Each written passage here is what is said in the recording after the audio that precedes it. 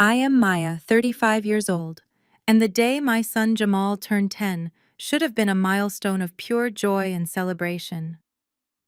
10 years ago, my husband emptied our joint savings accounts and walked out on me when I was 6 months pregnant, claiming he did not want a child tying down his future. He left me to marry his extremely wealthy mistress. Yet last Saturday, he had the absolute audacity to march right into my backyard cookout with a $2 million cashier check demanding full custody of the very son he abandoned simply because his new wife is infertile.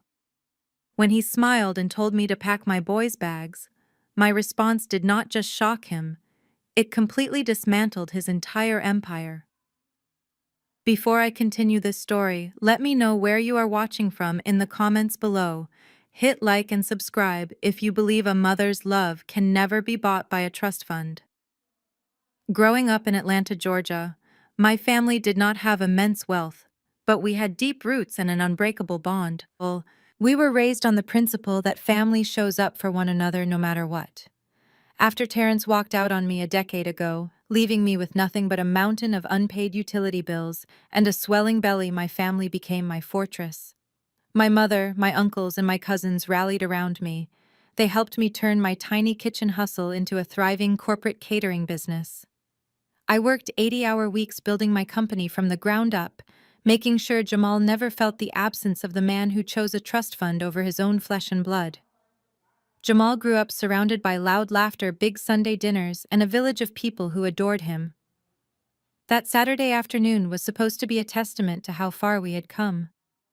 The Georgia sun was shining bright, and my spacious backyard was filled with the people who mattered most. Classic 90s R&B music was flowing from the speakers, setting the perfect vibe for a summer cookout. The air was thick with the mouth-watering scent of hickory smoke, brown sugar baked beans, and the ribs my Uncle Cedric had been slow roasting since dawn. Aunt Valerie was organizing the dessert table carefully, arranging the 3-tier superhero cake I had custom ordered for Jamal. My boy was running around the yard with his cousins, his face painted like a comic book character, laughing so hard he could barely breathe. It was a picture-perfect moment, a moment I had bled and sacrificed for 10 years to be able to provide. Then the heavy wooden side gate swung open. It did not just open, it was pushed back with an arrogant force that made the metal hinges squeak sharply. Uncle Cedric looked up from the grill.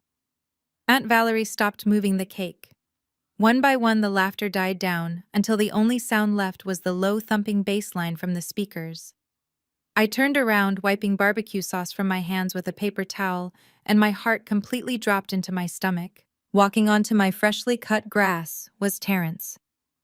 I had not seen him in the flesh since the day we finalized our divorce in a cold, sterile courtroom. He looked exactly like the money he had married into. He was wearing a navy blue custom-tailored Italian suit that probably cost more than my first car, and his shoes were polished to a mirror shine that had no business being at a backyard barbecue. His posture was rigidly arrogant, his chin tilted up as if the air in my yard was somehow beneath him. Trailing just half a step behind him, clutching his arm like it was a lifeline, was Chloe, the woman he left me for. She was dressed in a pristine white linen sundress and oversized designer sunglasses, looking around my yard with an expression of barely concealed distaste. She carefully stepped over a stray water gun on the grass as if it were toxic waste. The sheer disrespect of them showing up uninvited, crashing the one day that was entirely about the son Terrence had violently rejected, made the blood roar in my ears. My older brother David immediately stepped forward, his jaw clenched tight, sliding between Terrence and where Jamal was playing with his friends. The tension in the yard was suddenly thick enough to cut with a knife. Nobody spoke. We just stared at the ghost of a man who had caused so much pain. Terrence did not even have the decency to look ashamed. Instead, he marched right past my protective brother and walked straight up to the main patio table where the brightly wrapped birthday presents were stacked. He looked around the yard, taking in the plastic lawn chairs, the folding tables covered in vibrant tablecloths, and the humble but happy setup.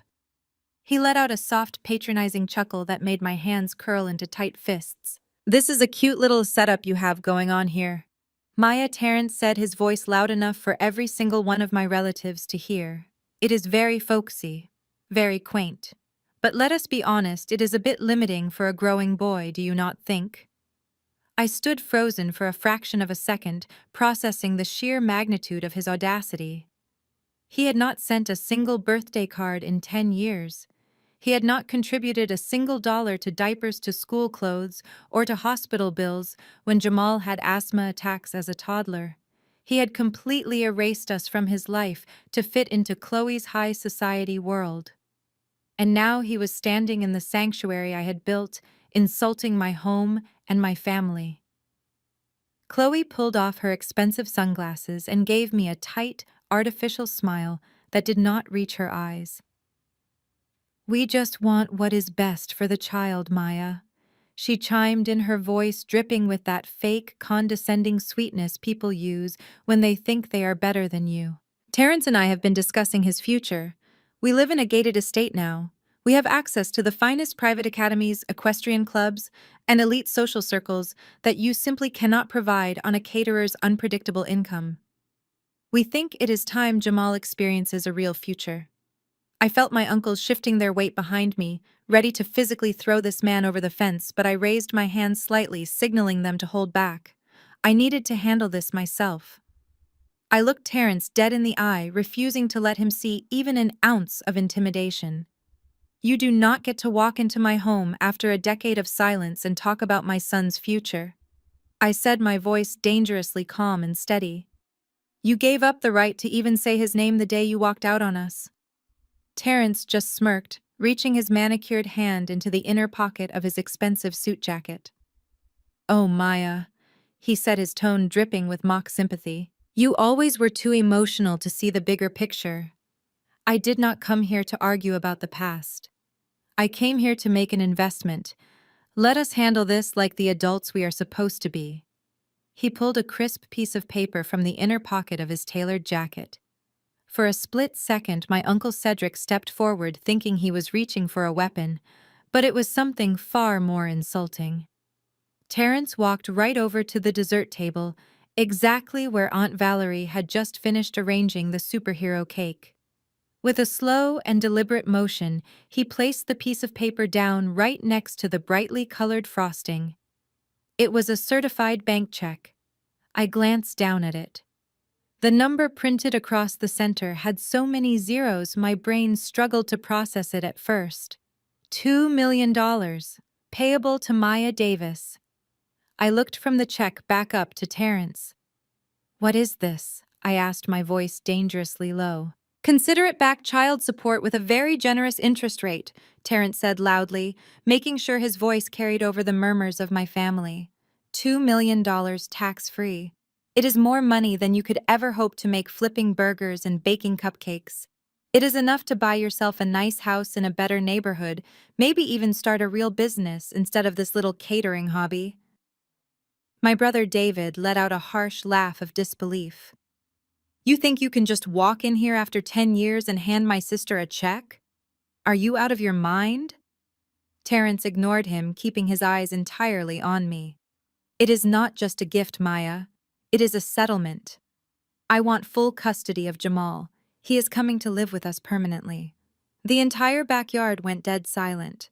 You could hear the sizzle of barbecue sauce dripping onto the hot coals of the grill. Fortunately, Jamal and his friends were busy playing on the giant inflatable slide on the far side of the yard, their joyful screams drowning out the toxic poison spewing from his so-called father's mouth.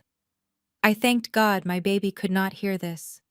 "You want what I asked," the words barely making it past the tightness in my throat.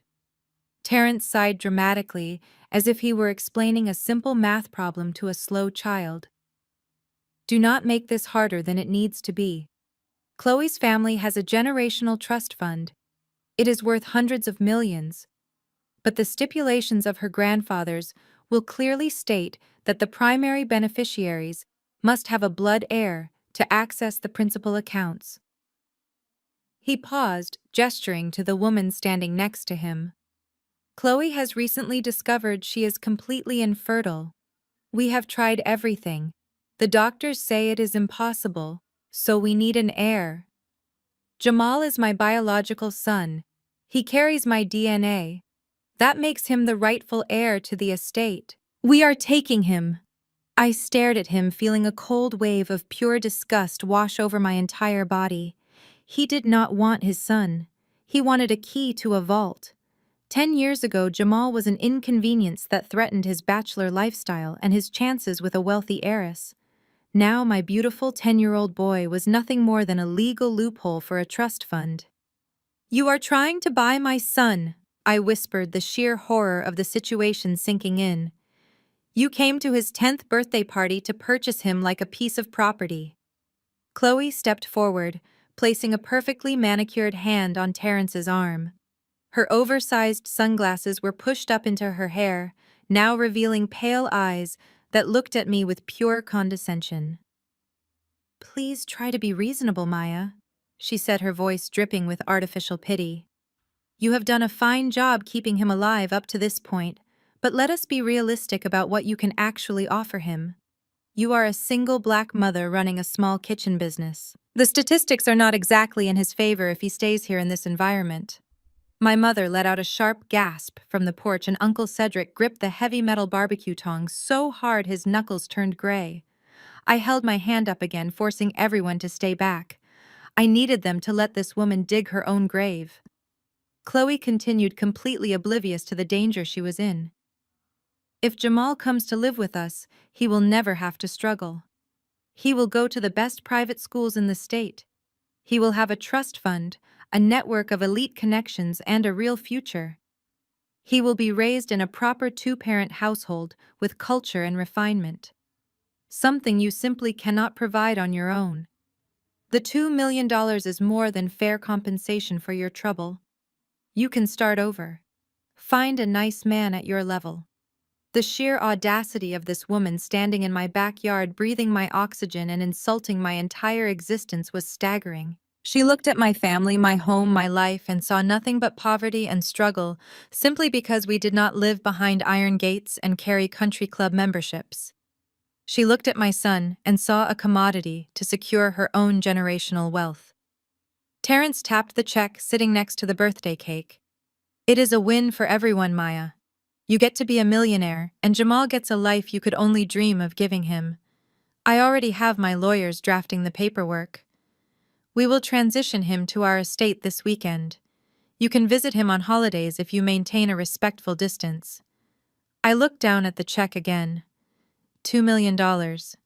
For some people, that was lottery money. For Terrence and Chloe, it was the absolute price tag they had placed on my flesh and blood. They truly believed they could walk into my world, wave a piece of paper, and erase 10 years of my tears, my sleepless nights, my hard work, and my unconditional love. I reached out and picked up the certified check. Terrence smiled, a smug, satisfied grin spreading across his face. He actually thought I was going to fold. He thought my silence was the sound of surrender. He thought the money had blinded me just like it had always blinded him. Instead, I held the check loosely in my fingers. I did not scream. I did not cry. I did not give them the satisfaction of seeing the angry, emotional reaction they were so clearly waiting for. My mind was sharper than it had ever been, and my heart was absolute ice. I looked at the piece of paper in my hand. $2 million. I could feel the eyes of my mother burning into my back. I could hear my brother shifting his weight on the grass behind me. Terrence was still smiling, that arrogant little smile, fully expecting me to burst into tears of gratitude or scream in helpless rage. Instead, I took a slow, deliberate step forward, closing the distance between us, until I was standing mere inches from his expensive Italian suit. I held the check up between us. A thick smear of bright blue buttercream frosting from Jamal's birthday cake was clinging to the bottom edge of the paper. Without breaking eye contact with Terrence, I calmly pressed the frosted edge of the check directly against his navy blue silk lapel and slowly dragged it down, leaving a thick, sticky blue stain right across his chest. Chloe's jaw dropped in absolute horror. She let out a high-pitched gasp, reaching out as if she could somehow undo the damage to the designer fabric. Terrence stumbled back a step, his smug smile vanishing instantly as he looked down at the ruined silk. "You are out of your mind." He snapped, his voice finally, losing that polished, condescending edge. "Do you have any idea how much this suit costs?" I let the check flutter to the grass, landing right by his expensive leather shoes. "I do not care what it costs, Terence," I said, my voice dropping to a dangerous whisper. "And I do not care how many millions are sitting in your wife's trust fund. You cannot buy what is not for sale. Jamal is my son. He is the boy I raised while you were out living your bachelor fantasy. You do not get to purchase him like a summer home just because your new wife cannot give you an heir." I took another step forward, backing him toward the gate. "You have exactly 10 seconds to get off my property," I told him. "If you are still standing in my yard when I count to 10, I am going to step aside and let my brother David and my uncle Cedric show you exactly how we handle trespassers in this neighborhood. And trust me, Terence, all the money in the world will not buy you a new jaw." David cracked his knuckles loudly, a sound that echoed perfectly in the quiet yard. Uncle Cedric took a heavy step forward, the heavy metal grill tongs still gripped tightly in his massive hand. Even my mother picked up a heavy glass pitcher of sweet tea from the table, looking like she was ready to launch it directly at Chloe's perfectly highlighted head. Terence looked at my family, and for the first time I saw a flicker of genuine fear in his eyes. He realized very quickly that his wealth offered him zero protection in this backyard. He smoothed down his ruined lapel with a shaking hand, trying desperately to regain his composure. "Come on, Chloe," he muttered, grabbing her arm. "We are leaving. These people are exactly as uncivilized as I remembered." Chloe scoffed, turning on her heel so fast she nearly tripped over the grass in her designer heels. "You will regret this, Maya," she spat over her shoulder. "We are trying to help you." Terence stopped just as he reached the wooden side gate. He turned back to look at me, and the fear in his eyes was replaced by a cold, calculating cruelty. He did not yell, he did not make a scene.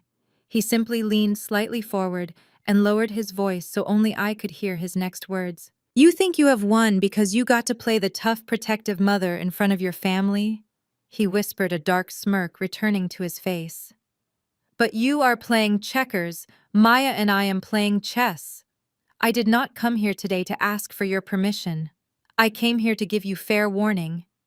"What are you talking about?" I demanded, refusing to let him see the sudden spike of anxiety in my chest. "Check your phone, Maya," he said softly. "Check your business accounts.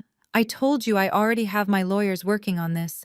I am going to squeeze you until you have absolutely nothing left to offer that boy. You will be begging me to take him by Monday morning." With that, he pulled the heavy wooden gate open and ushered Chloe through it. The gate slammed shut behind them, echoing with a finality that made my stomach drop. The silence in the yard was deafening.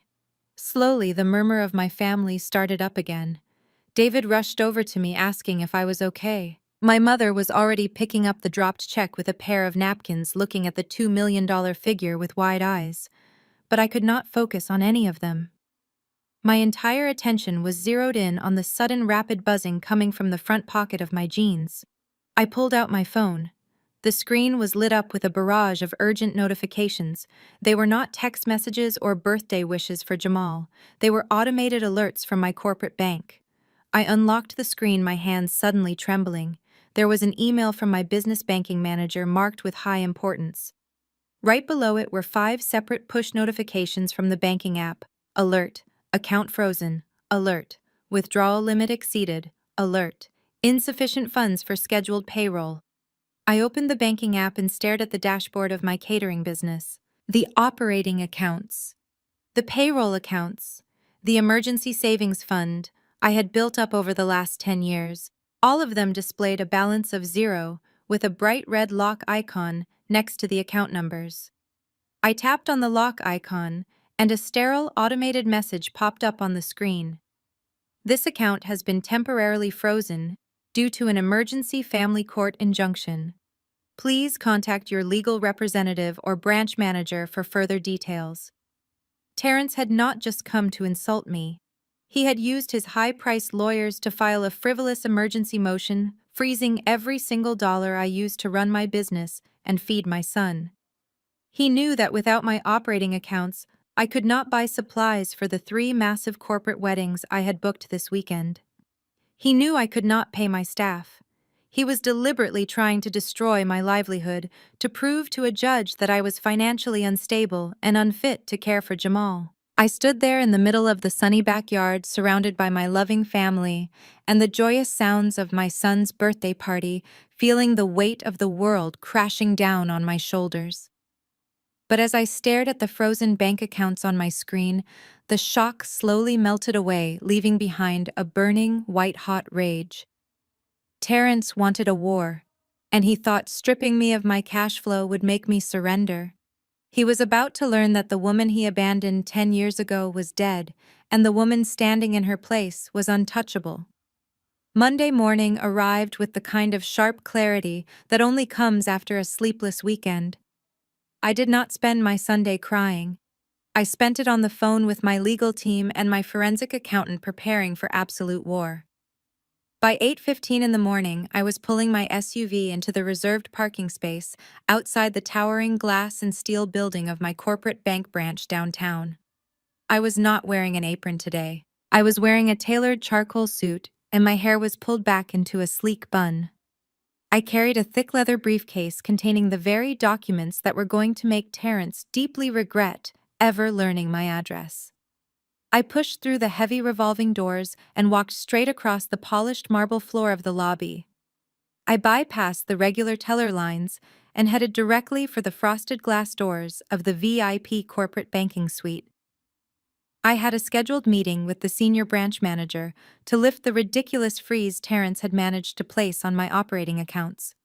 But before my hand could even touch the brass handle of the office door, a sickeningly sweet voice called out my name. Maya, sweetie, over here. I paused, taking a deep breath to steady my rising blood pressure. I turned around and saw exactly who it was. Sitting on a plush leather sofa in the VIP waiting area, legs crossed at the ankle and holding a pristine paper coffee cup, was Becky. She was a wealthy, entitled white woman who had married Terrence's older brother Jason about 7 years ago. Becky was the kind of woman who wore cashmere sweaters draped over her shoulders in the middle of summer and believed that speaking in a soft, hushed tone made her thinly veiled insults sound like genuine advice. I walked over to where she was sitting, gripping my briefcase tightly. "What are you doing here, Becky?" I asked, keeping my voice perfectly flat and professional. Becky stood up, smoothing down her designer slacks, and gave me a sympathetic smile that made my stomach turn. "I have been waiting for you, Maya," she said, sighing heavily as if she carried the weight of the world on her shoulders. "Terrence called Jason and me yesterday. He told us about the little scene at your house. Oh, Maya, I am just so worried about you. I came here as a friend to try and talk some sense into you before you do something you will permanently regret." I stared at her. "You came to my corporate bank branch on a Monday morning to talk sense into me," I repeated. "How did you even know I banked here, Becky?" She waved her hand dismissively, her diamond tennis bracelet catching the overhead lights. "Oh, Jason still has some connections in the family court system. Getting a judge to sign an emergency injunction over the weekend was not difficult for them. And tracking down where your little food business does its banking was just a matter of making a few phone calls. But that is exactly my point, Maya. You are playing a game you do not have the resources to win." She stepped closer, lowering her voice to that conspiratorial whisper people use when they think they are doing you a massive favor. "I know you are hurt, Maya. I know Terrence leaving you was difficult, but you have to put your pride aside and think about Jamal. You are being completely selfish right now." "Selfish?" I asked, the word tasting like ash in my mouth. "Yes, selfish," Becky insisted, nodding her head as if we were agreeing on a universal truth. "You are letting your bitterness toward Terrence cloud your judgment. Chloe is offering Jamal an extraordinary life. Do you have any idea who Chloe's father is? The man is a literal billionaire. He has entire law firms on retainer, limitless resources, Maya. They can keep your bank accounts frozen in litigation for years. They can drag your name through the mud and ruin your little catering business with a single phone call." I stood perfectly still, letting her words wash over me. She really thought she was the reasonable white savior stepping in to rescue the poor, struggling black mother from her own emotional ignorance. She truly believed that my entire existence was fragile enough to be blown away by a stiff breeze from a wealthy family. Becky reached out and lightly touched my forearm. I flinched internally but did not pull away. I wanted to hear exactly how far she was willing to go. "Take the $2 million, Maya," she whispered, her eyes wide with fake sincerity. "It is more money than you have ever seen in your life. You can pay off whatever debts you have, maybe upgrade your apartment or expand your kitchen equipment. But do not fight them on custody. You cannot compete with their wealth. They are going to starve you out financially starting right now. You are standing in a bank where you cannot even access a single dollar. Do not let your stubbornness ruin the good thing they are trying to do for your boy. Jamal needs a real family with the right connections to succeed in this world. Let him go, Maya." She squeezed my arm gently, as if she had just delivered the most profound wisdom I could ever hope to receive. She stood there waiting for me to break down, waiting for me to thank her for showing me the light, waiting for me to surrender my child to a man who had treated him like garbage. My eyes flicked from her face to the glass doors of the manager's office, and then back to the lobby around us. Several other wealthy clients and bank employees were starting to glance in our direction, drawn by Becky's unmistakable tone of lecturing authority. She felt perfectly comfortable standing in the middle of a high-end financial institution, telling me that I was an inadequate mother because I did not possess a trust fund. She was banking on the assumption that I would be embarrassed by the public confrontation. She assumed that because I was a black woman facing down a wealthy white woman and a team of billionaire lawyers, I would shrink myself to avoid making a scene. She thought my silence over the past few minutes was a sign of submission. She had absolutely no idea that I was just loading my weapons. I slowly lifted my hand and removed her fingers from my sleeve, as if she had just tracked something foul into my home. I did not step back. I did not lower my eyes. I did not shrink. Instead, I consciously projected my voice using the exact same authoritative tone I used to command a kitchen of 50 catering staff during a 500-person banquet. "Limitless resources." "Becky," I asked, echoing her words clearly across the quiet marble lobby. "That is a fascinating phrase coming from you. Do you remember the year 2017? "Becky." "Because I absolutely do." I took a deliberate step toward her, forcing her to step back. The middle-aged man reading the Wall Street Journal in the corner lowered his paper. Two tellers behind the frosted glass partition stopped typing on their keyboards. The entire VIP suite was suddenly holding its collective breath. "I remember a very different version of you." I continued, my voice ringing clear as a bell. "I remember a woman sitting at my kitchen island sobbing so hard her mascara stained my granite countertops because her leased BMW was 2 days away from being repossessed." "You did not have limitless resources then, did you? You had maxed out department store credit cards and a desperate, pathetic need to look rich enough to trap Terrence's brother into putting a diamond ring on your finger."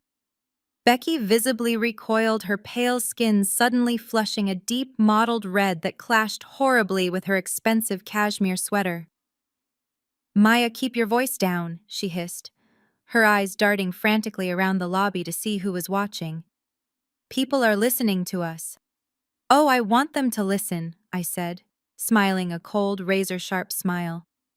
"I want every single person in this bank to understand exactly who is giving me financial and maternal advice this morning.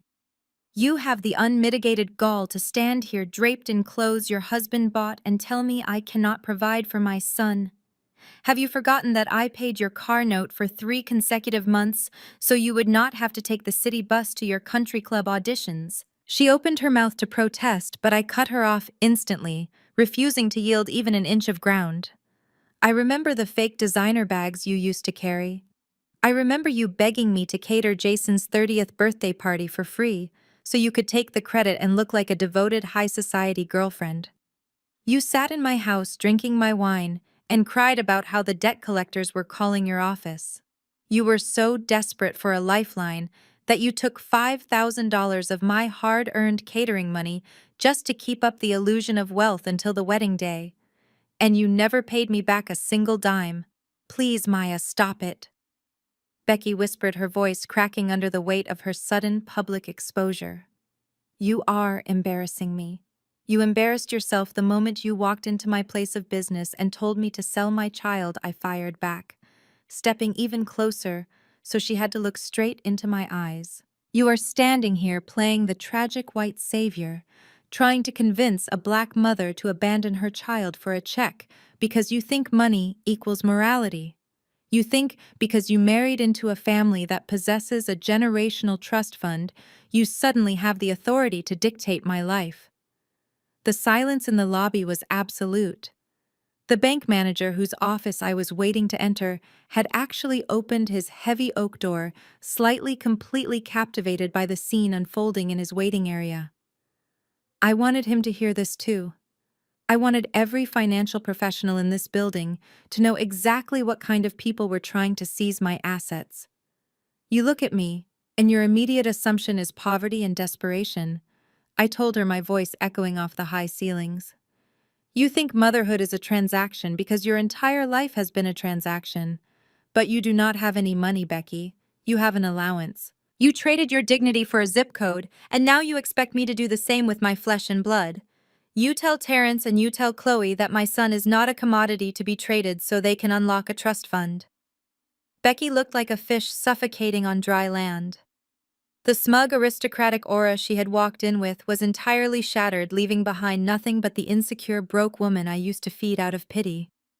She clutched her pristine paper coffee cup so tightly that the plastic lid popped off, spilling hot latte all over her expensive designer slacks. She gasped, jumping back and frantically wiping at the stain, but the damage was already done. Do not ever step to me about my son again, I told her, my tone dropping to a deadly serious register. And do not ever mistake my silence for weakness. I am not a woman who cries over frozen accounts, and I am certainly not a woman who takes orders from a parasite. You can take your warnings and your limitless resources and go back to your husband. I turned my back on her, completely dismissing her existence. I looked directly at the senior branch manager, who was standing in the doorway of his office, wide-eyed and thoroughly stunned. Good morning, Mr. Henderson, I said, my voice instantly returning to a smooth, professional cadence. I believe we have a 9 o'clock appointment regarding a fraudulent freeze on my corporate accounts. Shall we go inside? He nodded quickly, stepping aside to let me pass.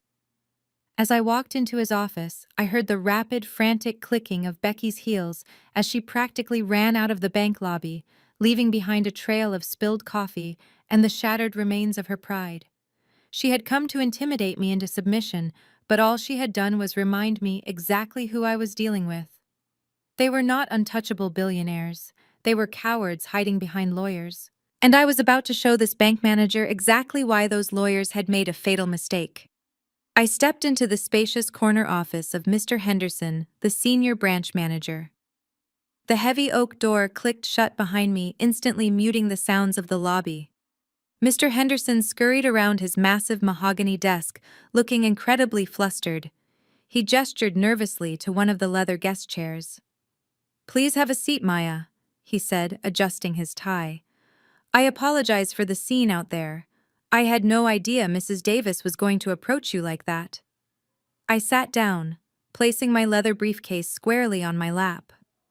Let us focus on why I am actually here.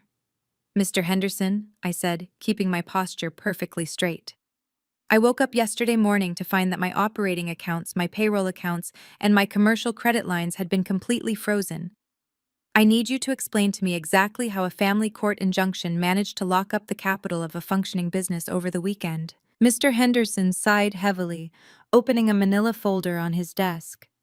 Maya, you know we value your business here, but our hands are tied. We received an emergency ex parte order from a family court judge late Friday afternoon. The order is part of a high-conflict custody petition filed by Terrence Davis.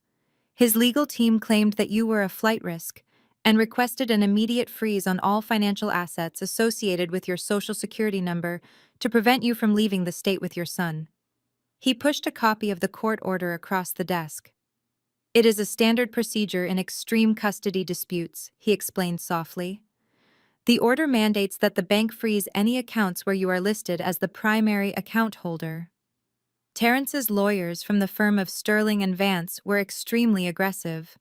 They threatened to hold the bank in contempt if we did not comply immediately. I looked down at the court order. I did not even bother picking it up. I just stared at the name printed in bold black ink at the top of the document: Maya Davis. Terrence and his high-priced lawyers had made a catastrophic assumption.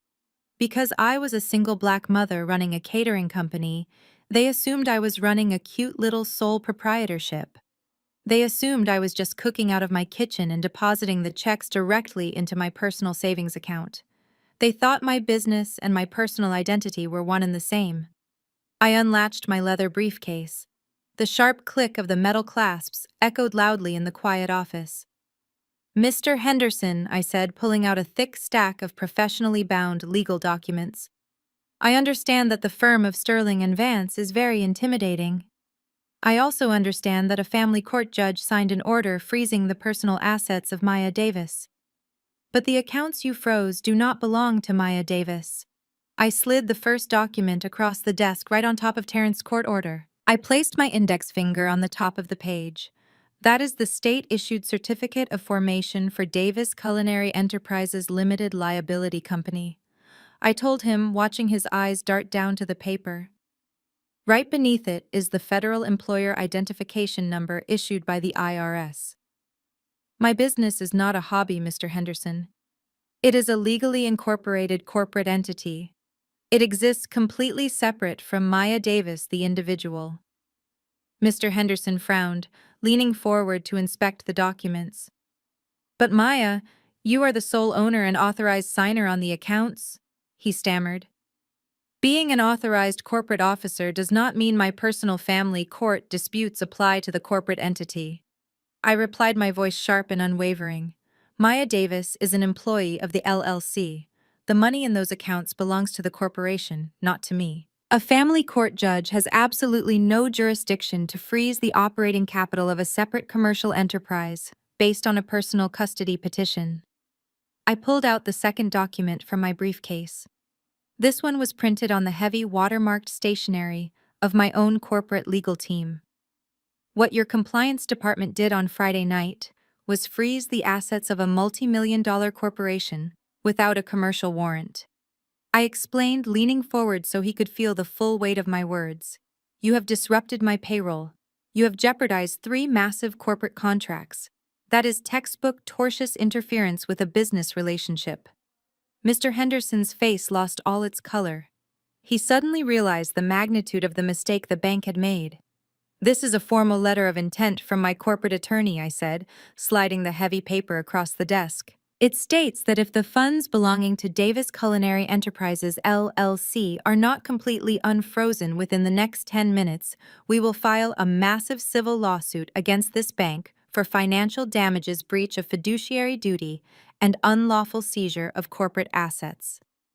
You can tell Terrence's lawyers to take their family court order and frame it, because it is absolutely useless in a corporate banking dispute." Mr. Henderson did not say a single word. He grabbed his desk phone with shaking hands and punched in a 4-digit extension. He practically yelled at the compliance officer on the other end of the line, ordering them to pull up my corporate profiles immediately. He read off the federal tax ID numbers from my documents, his voice cracking with panic as he realized I was absolutely right. The bank had blindly followed an aggressive lawyer without properly verifying the corporate status of the accounts. Within 3 minutes, he slammed the phone back onto the receiver. He looked at me, his forehead shining with a thin layer of sweat. "It is done," he said, breathing heavily. "The freeze has been lifted entirely. Your corporate accounts are fully active." "Maya, I am so incredibly sorry for this oversight. We never intended to jeopardize your business operations." I pulled my phone from my pocket and opened the banking app. The bright red lock icons were completely gone. My balances were restored. My payroll was secure. Terrence had fired his first major shot, and I had completely neutralized it before my morning coffee even got cold. I stood up, gathering my documents and placing them neatly back into my briefcase. I suggest your legal department reads their paperwork more carefully next time, Mr. Henderson, I said, snapping the briefcase shut. Have a wonderful day. I turned and walked out of the office. I strode through the bank lobby with my head held high, completely ignoring the spot where Becky had spilled her coffee just moments before. I pushed through the heavy revolving doors and stepped out into the bright morning sunlight. The downtown air felt electric. A massive wave of triumph washed over me. Terrence thought he could starve me out.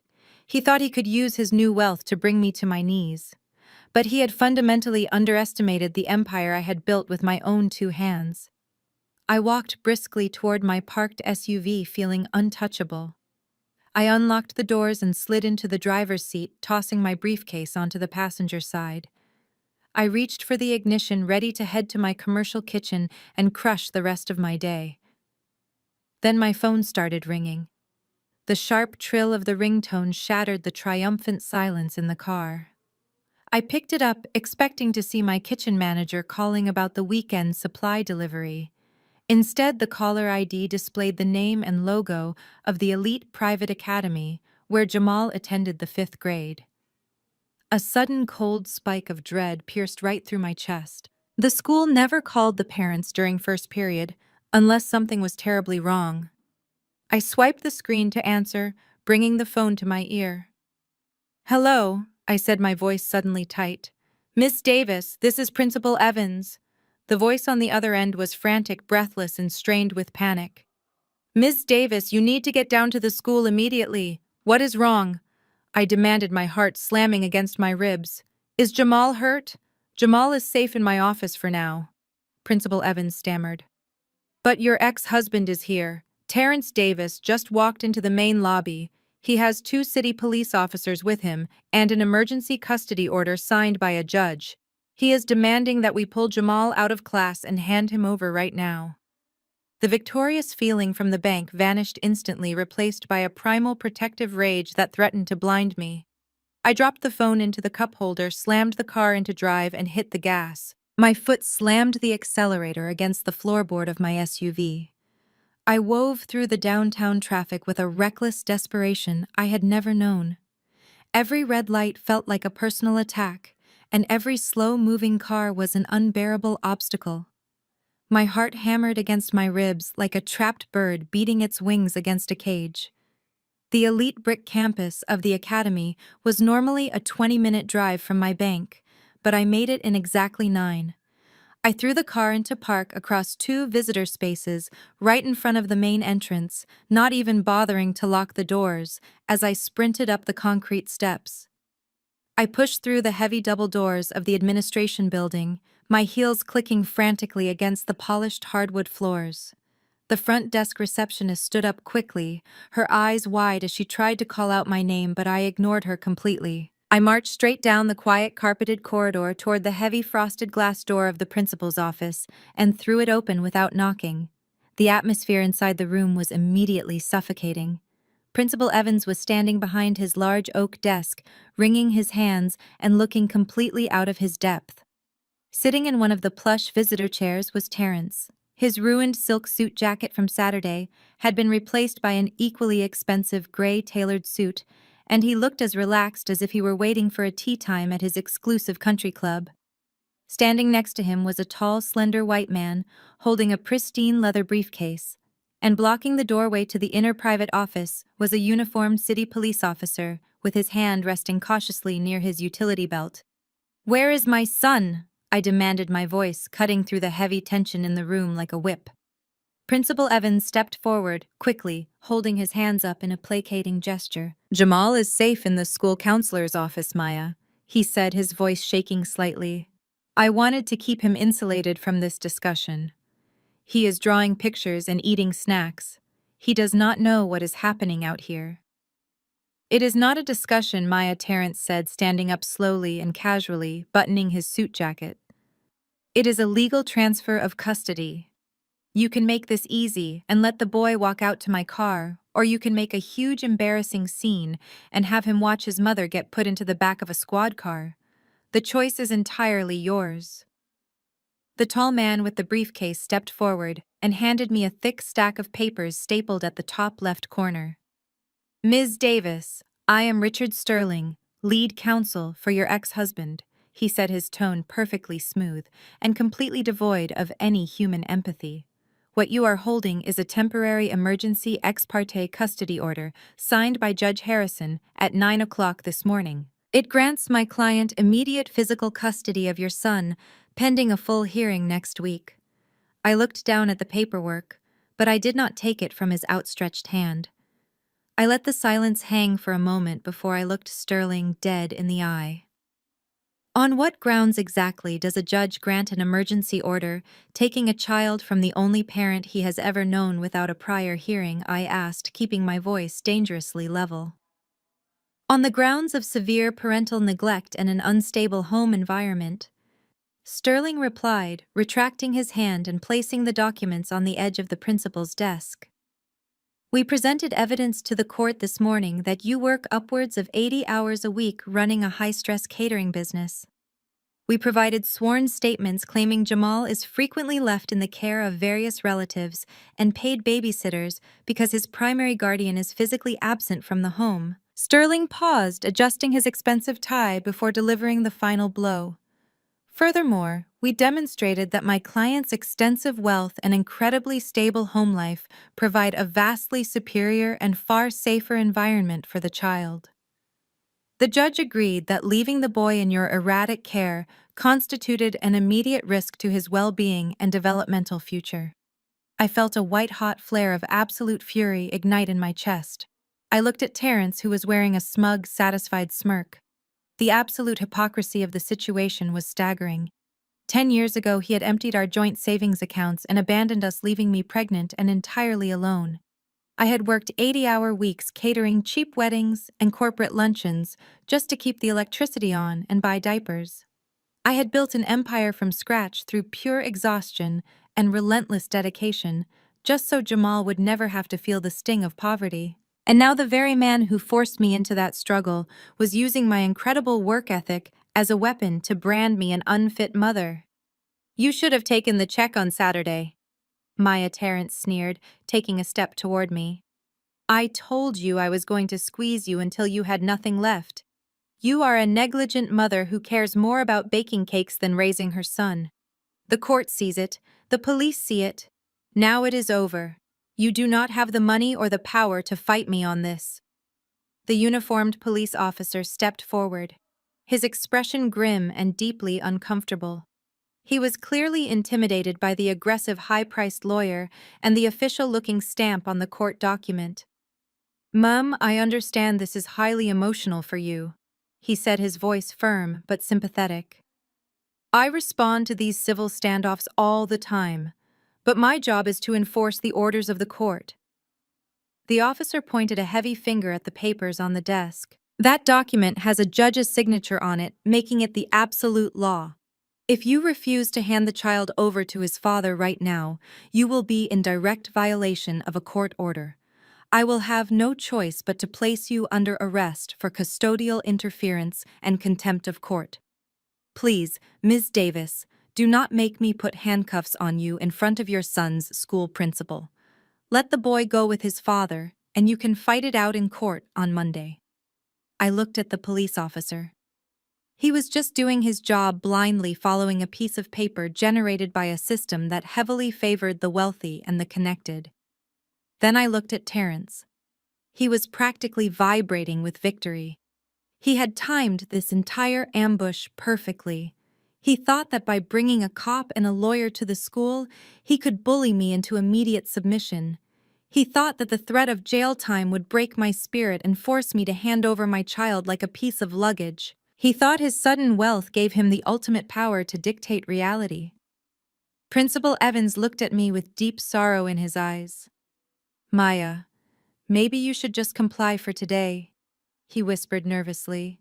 "We do not want Jamal to see you get arrested. You can call your lawyer as soon as they leave." I took a deep breath, forcing my heart rate to slow down.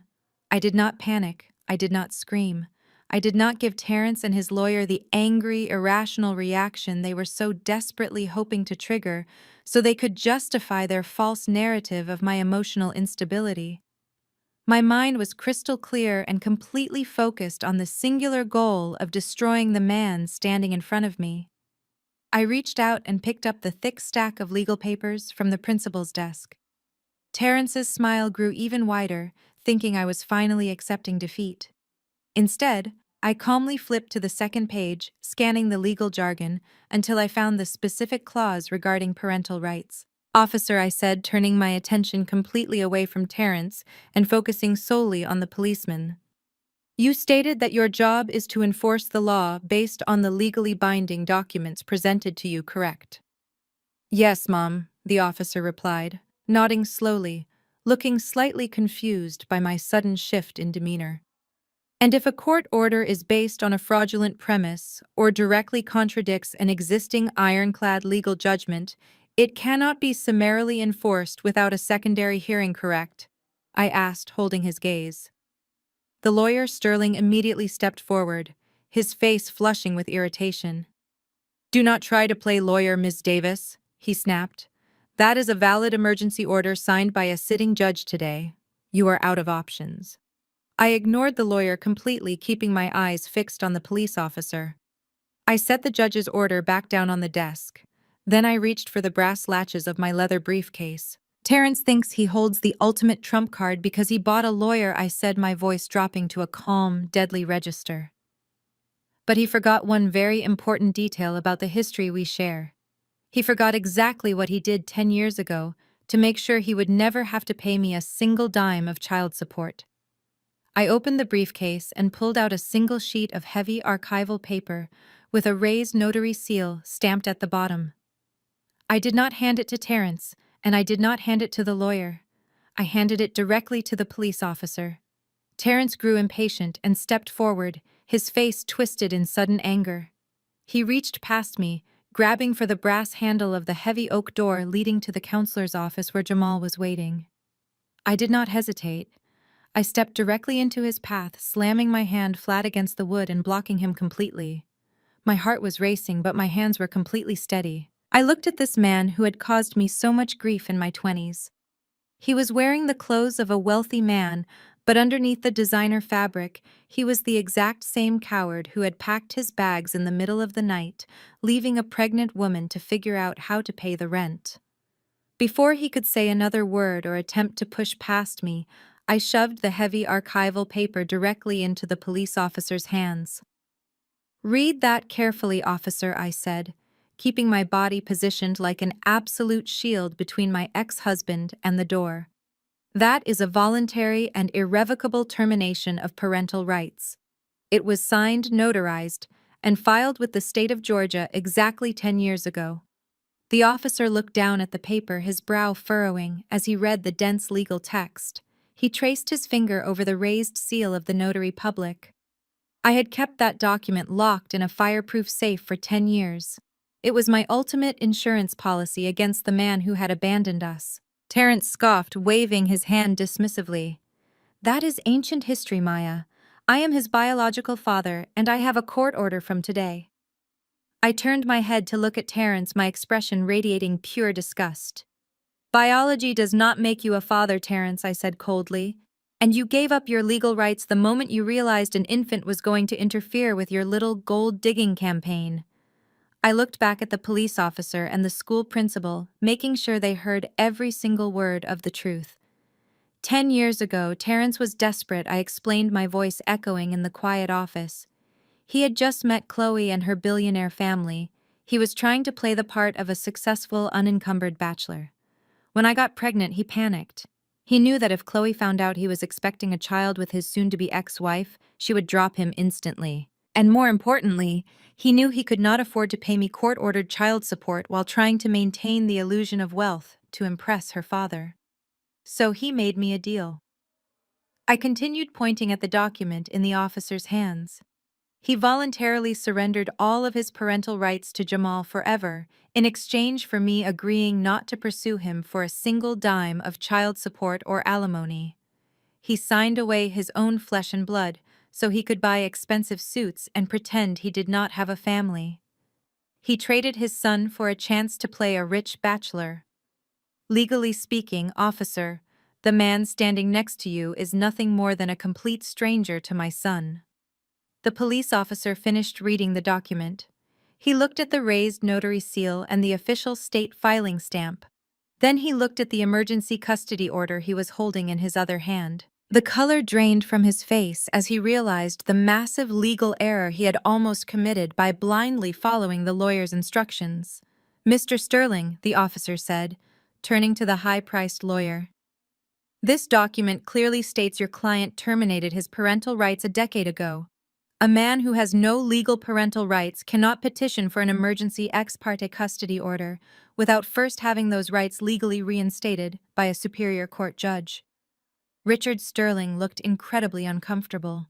He shifted his weight, adjusting his grip on his pristine leather briefcase. He had clearly been kept in the dark about this document.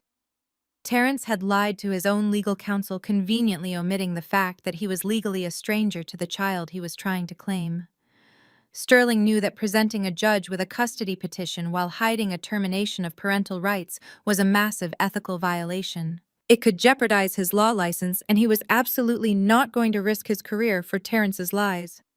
The lawyer opened his mouth to argue out of pure reflex, but the officer held up a stern hand, cutting him off completely. "Do not try to legally maneuver me, counselor," the officer warned, his voice hardening with professional authority. "If I enforce this emergency order and take that child from his legal guardian based on a petition from a man with zero parental rights, that is textbook kidnapping. I am not losing my badge and facing federal charges because you failed to disclose a prior termination agreement to the judge this morning." The officer took a deliberate step back, effectively removing himself from Terrence's side and distancing himself from the liability. "As far as the city police are concerned, this is a civil matter, and this custody order is currently unenforceable. I suggest you take this up in family court on Monday. I am leaving." Terrence stared at the officer in absolute shock. "Wait, you cannot just walk out," he demanded, his polished facade cracking wide open. "I have a court order. I am taking my son today. If you attempt to forcibly remove that child from this building without a reinstated legal right, I will personally arrest you for attempted abduction," the officer stated firmly, leaving no room for negotiation. "Have a good day, Ms. Davis." The officer turned on his heel and walked out of the principal's office, the heavy door clicking shut behind him.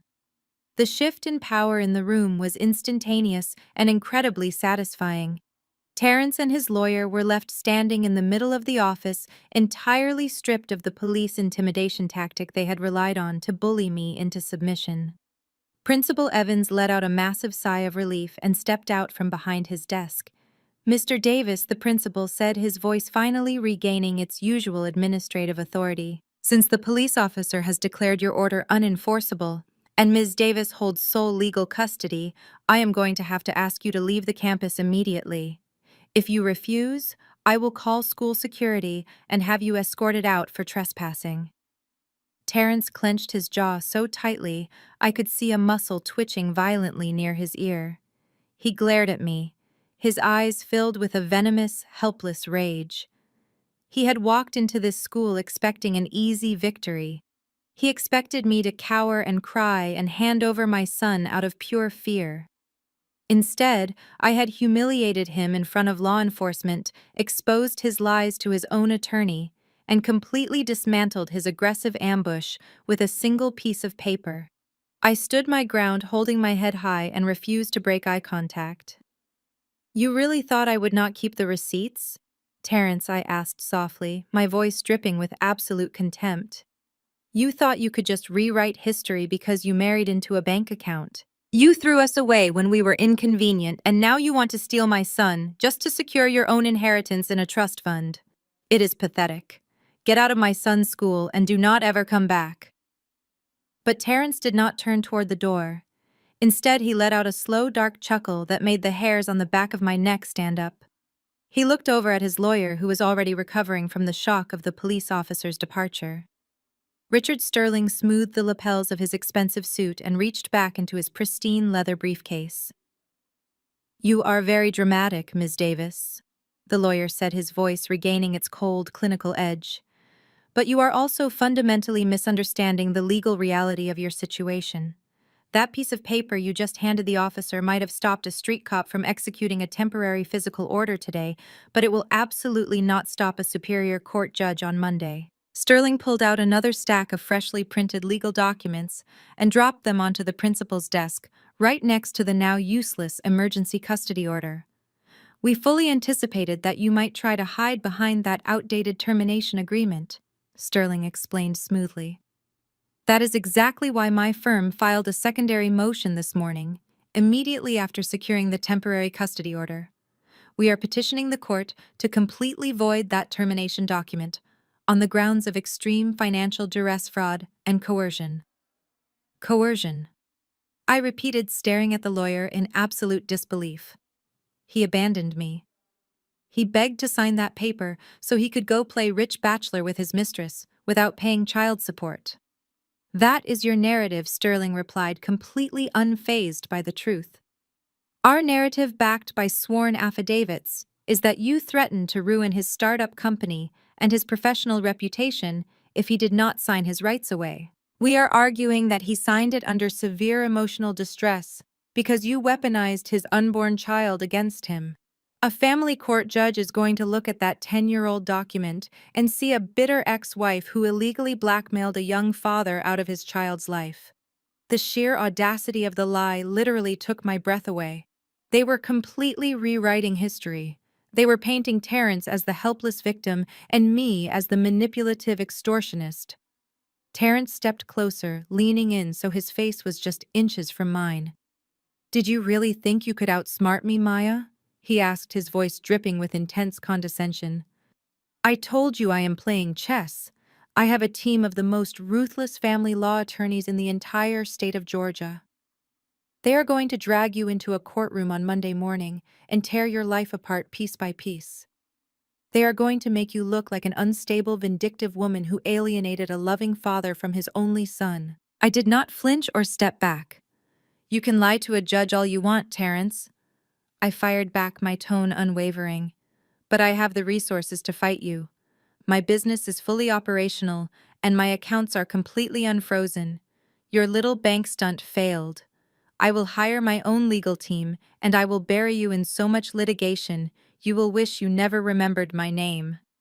Terrence's dark smirk widened into a full-blown wicked grin. He looked incredibly satisfied. "Oh, Maya," he practically purred. "You really think you still have a business to protect?" A cold knot formed instantly in the pit of my stomach. "What are you talking about?" I demanded, refusing to let my voice shake. Terrence casually checked the heavy gold watch on his wrist. "It is about 10:30 on a Monday morning," he mused aloud. "Which means the event coordinators for the Regional Tech Conference, the City Hospital Charity Gala, and the Downtown Real Estate Mixer have probably already called your kitchen manager." The blood drained rapidly from my face. Those were my top 3 corporate catering contracts for the entire quarter. They were massive multi-day events that required weeks of meticulous preparation, and they represented nearly 60% of my projected revenue for the season. Terrence saw the realization hit me, and his eyes danced with cruel delight. "Chloe's father is a very powerful man in this city, Maya. He sits on the board of directors for half the charities and tech firms in the state. All it took was 3 phone calls from his office this morning. He simply suggested to those event coordinators that doing business with your catering company might be a massive conflict of interest for his future financial investments." Terrence leaned back, crossing his arms over his chest. "And just like that, your 3 biggest clients canceled their contracts effective immediately. They are pulling their deposits as we speak. You have thousands of dollars in perishable food sitting in your commercial refrigerators right now, and absolutely no one to sell it to." "You are trying to bankrupt me," I whispered, the full scope of his malicious strategy finally coming into sharp focus. He was not just trying to take Jamal. He was trying to completely destroy my ability to fight back. "I am simply showing the court that you are financially unstable," Terrence corrected smoothly, adjusting his cuffs. By the time the official custody hearing begins on Monday morning, your little catering empire will be hemorrhaging money. You will not even be able to afford a decent lawyer, let alone fund a prolonged legal battle against a billionaire trust fund. You are going to walk into that courtroom broke, desperate, and completely alone. And when the judge looks at your failing business and then looks at the massive wealth and stability I can provide Jamal, they are going to hand my son over to me without a second thought. Terrence turned to his lawyer. Let us go, Richard. We have done everything we needed to do here today. He looked back at me one last time, his eyes cold and completely devoid of any human empathy. Enjoy your weekend, Maya. Spend some quality time with the boy, because come Monday, I am taking him home with me. Terrence and the lawyer walked out of the office, leaving me standing in a heavy, suffocating silence. Principal Evans looked at me with deep concern, but I could not even speak to him. My hands were shaking as I reached into my pocket and pulled out my phone. I dialed the direct line to my commercial kitchen. My kitchen manager answered on the first ring, her voice frantic and breathless. Maya, thank God you are calling, she practically yelled into the receiver. Everything is falling apart down here. The tech conference just canceled. The hospital gala pulled out 10 minutes ago. We have 30 pounds of prime rib in the ovens and nowhere to send it. What is going on? Cancel the prep, I told her, my voice hollow and robotic. Tell the staff to pack up the perishables and donate them to the downtown family shelter. We have lost the contracts. I hung up the phone, staring blankly at the wall of the principal's office. Terrence had successfully executed a massive financial hit against my business. But as the initial shock began to wear off, a terrifying realization crept into the back of my mind, chilling me to the bone. Those 3 corporate contracts were strictly confidential. I had not publicly announced them yet. The event dates, the client names, the deposit amounts. That information was locked inside my private office computer at my house. Terrence had abandoned me 10 years ago. He knew absolutely nothing about the day-to-day operations of my catering business. Chloe and her billionaire father could make the phone calls to cancel the contracts, but they had to know exactly who to call in the first place. There was only one way Terrence could have known exactly which clients to target to cause the maximum financial damage. He had an informant, someone who had physical access to my home office, my private files, and my closely guarded client list. Someone I trusted implicitly had sold me out to the man trying to steal my son. I left the private school campus and drove back to my house in a state of absolute hyper-focus. The panic that Terrence and his high-priced lawyer had tried to instill in me had completely burned away. It was replaced by a cold, calculating clarity. I pulled into my driveway and walked straight through the front door, bypassing the kitchen and heading directly down the hall to my home office. I needed to see the financial damage for myself. I sat down at my heavy mahogany desk and woke up my computer monitor. My email inbox was an absolute battlefield. There were 3 official cancellation notices sitting at the very top of the screen: the Regional Tech Conference, the City Hospital Charity Gala, and the Downtown Real Estate Mixer. All 3 emails used the exact same sterile corporate language, citing sudden unforeseen restructuring as the reason for pulling their catering contracts. They were even willing to forfeit their massive initial deposits just to sever ties with Davis Culinary Enterprises immediately. I opened my financial spreadsheet and ran the numbers. Losing those 3 specific events wiped out nearly 60% of my projected revenue for the entire quarter. It was a massive financial hemorrhage. Chloe and her billionaire father had executed a perfectly synchronized strike designed to cripple my cash flow right before the official custody hearing on Monday. Terrence wanted me walking into that courtroom looking completely broke, desperate, and incapable of providing for Jamal. But as I stared at the glowing screen, the terrifying thought that had formed in the principal's office returned with absolute certainty. Terrence could not have orchestrated this attack blind. I run a highly private catering company. I do not advertise my exclusive corporate client list on social media or on my public website. My banking details the exact branch where I hold my corporate accounts, the specific names and direct phone lines of the event coordinators I was working with. That was all strictly confidential internal information. Terrence had known exactly which bank branch to target with his fraudulent court order on Friday afternoon. He had known exactly which 3 corporate clients would cause the maximum financial damage if they canceled on Monday morning. He had precise targeted intelligence. I looked around my home office. The heavy metal filing cabinets were locked, but the keys were kept in an unassigned ceramic bowl on the kitchen counter. My laptop was password protected, but my family knew the passcode in case of emergencies when they helped me manage my schedule or watch Jamal. I had spent the last 10 years building a massive protective fortress to secure my son and my business from the outside world. But a fortress cannot protect you if the enemy is already sitting inside the walls. Somebody had been in this room. Somebody had either copied my hard drive or gone through my physical paper files. The realization tasted like pure poison. I had fought so hard to keep my circle small and fiercely loyal. I had paid my brother's mortgage when he was laid off. I had funded my cousin Kevin's college tuition. I had catered every single family event for free just to show my gratitude for their support during my darkest days. To think that someone I loved, someone I had fed and protected, had handed Terrence the ammunition to destroy me was a betrayal so deep it momentarily took my breath away. But I refused to let the heartbreak slow me down. I had an empire to protect and a son to keep safe. The time for blind family loyalty was over. It was time to find the Judas. Because I worked exclusively from my home office, the only people who had unfettered, unmonitored access to this house were my own flesh and blood. I picked up my phone and opened the main family group chat. I did not explain the situation. I did not mention Terrence, the canceled contracts, or the ambush at the private school. I simply typed a single demanding message. Emergency family meeting at my house right now. Drop whatever you are doing and get here immediately. I hit send and tossed the phone onto the desk. Then I walked into the kitchen and poured myself a tall glass of ice water, waiting for the trap to spring.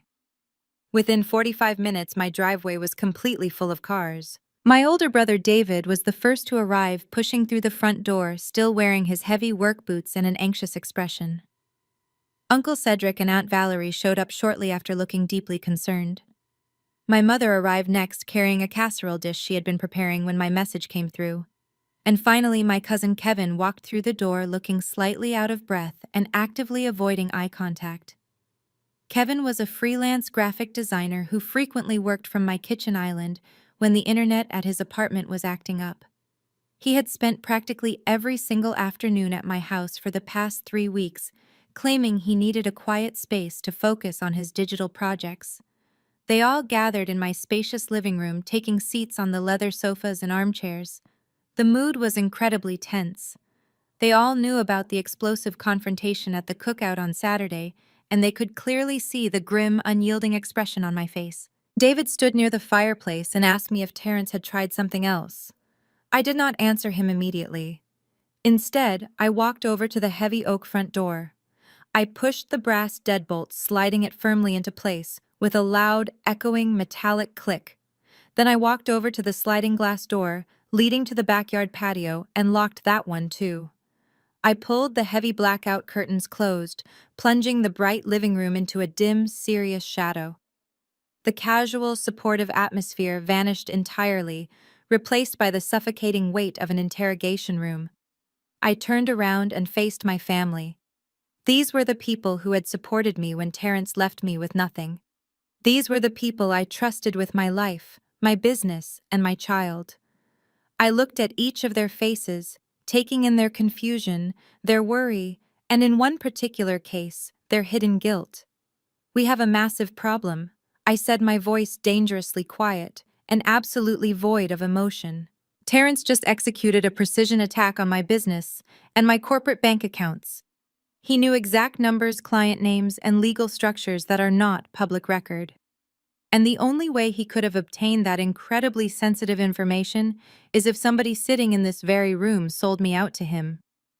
The immediate reaction in the room was exactly what I expected: pure, absolute denial.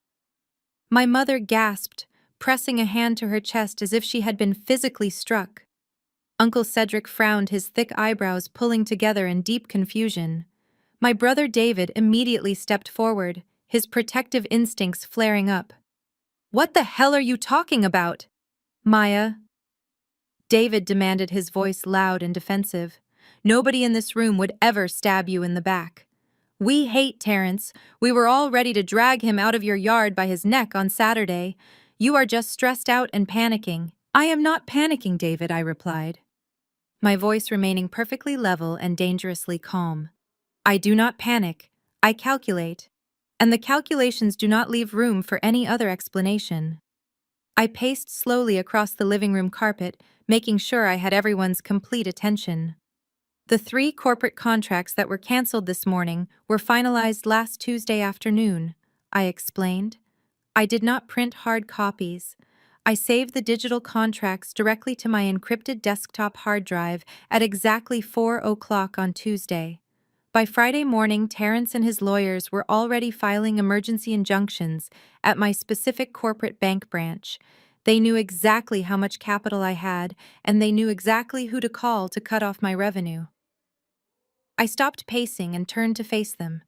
"That means whoever stole my files did it on Wednesday or Thursday of last week. They did not break in through a window. There was no forced entry. Whoever did this walked right through my front door. So let us review exactly where everyone in this room was during that specific 48-hour window." The room went dead silent. The suffocating weight of my words finally began to sink in as they realized I was not making a wild accusation. I was presenting a forensic timeline. "Mom," I said, looking at her, "you were at your church choir retreat in Savannah from Tuesday night until Friday afternoon. You could not have done it." My mother nodded quickly, her eyes wide with mounting horror. "David, you were working a mandatory double shift at the manufacturing plant all week." I continued, turning to my brother. "You did not even come over here until the cookout on Saturday, and Uncle Cedric, you and Aunt Valerie were in Florida visiting your sister." "That is right." Cedric rumbled, his voice dark and suspicious. "We did not get back to Atlanta until Friday night." I let the silence hang in the dim living room for a long, agonizing moment. I looked at the faces of my mother, my brother, and my aunt and uncle. They were all cleared, which left exactly one person sitting on the leather armchair near the window. I slowly turned my head and locked eyes with my cousin Kevin. Kevin was sweating. A thin sheen of moisture was glistening on his forehead, and his hands were gripping the armrests of his chair so tightly his knuckles were completely white. He had not said a single word since I locked the front door, which leaves exactly one person who was inside this house. I said, my voice dropping to a surgical whisper. One person who was sitting at my kitchen island just 10 feet away from my office door all day Wednesday and all day Thursday. Kevin swallowed hard, his Adam's apple bobbing nervously. "Maya, I do not know what you are talking about," he stammered, his voice thin and trembling. "I was just working on my graphic design portfolio. You know the Wi-Fi at my apartment has been terrible." "Is the Wi-Fi really that bad, Kevin?" I asked, taking a slow, deliberate step toward him. "Or did you just need a convenient excuse to be inside my house while I was busy in the commercial kitchen downtown?" "I did not go into your office." "Maya," Kevin pleaded, looking frantically around the room for support. "I swear I did not." I took another step closer, towering over him as he sat frozen in the chair. "Do not lie to me, Kevin. Not right now." I remember Thursday morning very clearly. I was rushing to get Jamal ready for school. You asked me for the computer passcode because you said you desperately needed to print a resume for a job interview and your printer was out of ink. I gave you the passcode because I trusted you. Because I paid your college tuition when your parents could not afford it. Did you just print your resume, Kevin? Or did you plug a flash drive into my computer while I was walking Jamal out to the school bus? The color completely drained from Kevin's face. He looked like he was about to be physically sick. David caught on immediately. The protective older brother dynamic shifted instantly into absolute rage. David walked across the room and stood right next to me, towering over the armchair and physically blocking any chance Kevin had of making a run for the locked front door. "Answer your cousin?" David growled, his voice vibrating with a deep, menacing threat. "Did you sell my sister out to that piece of garbage?" Kevin looked at David, and then back at me. His lower lip started to tremble. He tried to speak, but only a pathetic squeak came out. He brought his hands up and covered his face, and then he completely broke. Kevin started sobbing, loud, ugly, gasping sobs that echoed off the walls of the living room. He curled into himself, shrinking down in the leather chair like a terrified child. "I am sorry, Maya," he wailed, his voice muffled behind his hands. "I am so sorry. I did not know they were going to do all this. I swear to God, I did not know they were going to try and take Jamal." My mother let out a sharp cry of absolute heartbreak, falling back against the sofa. Uncle Cedric cursed loudly, turning away in pure disgust. But I did not react. I just stared down at the young man I had practically helped raise, feeling absolutely nothing but a cold, calculating emptiness. "Who paid you?" I demanded, ignoring his tears completely. "Terrence does not have the brains to orchestrate a corporate data breach. Who approached you, Kevin?" Kevin wiped his wet face with his sleeve, his eyes red and swollen.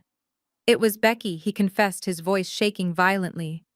"She sent me a direct message on Instagram 2 weeks ago. She asked to meet me for coffee." Becky.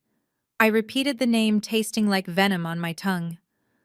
The wealthy, entitled white sister-in-law who had tried to lecture me in the bank lobby just hours ago.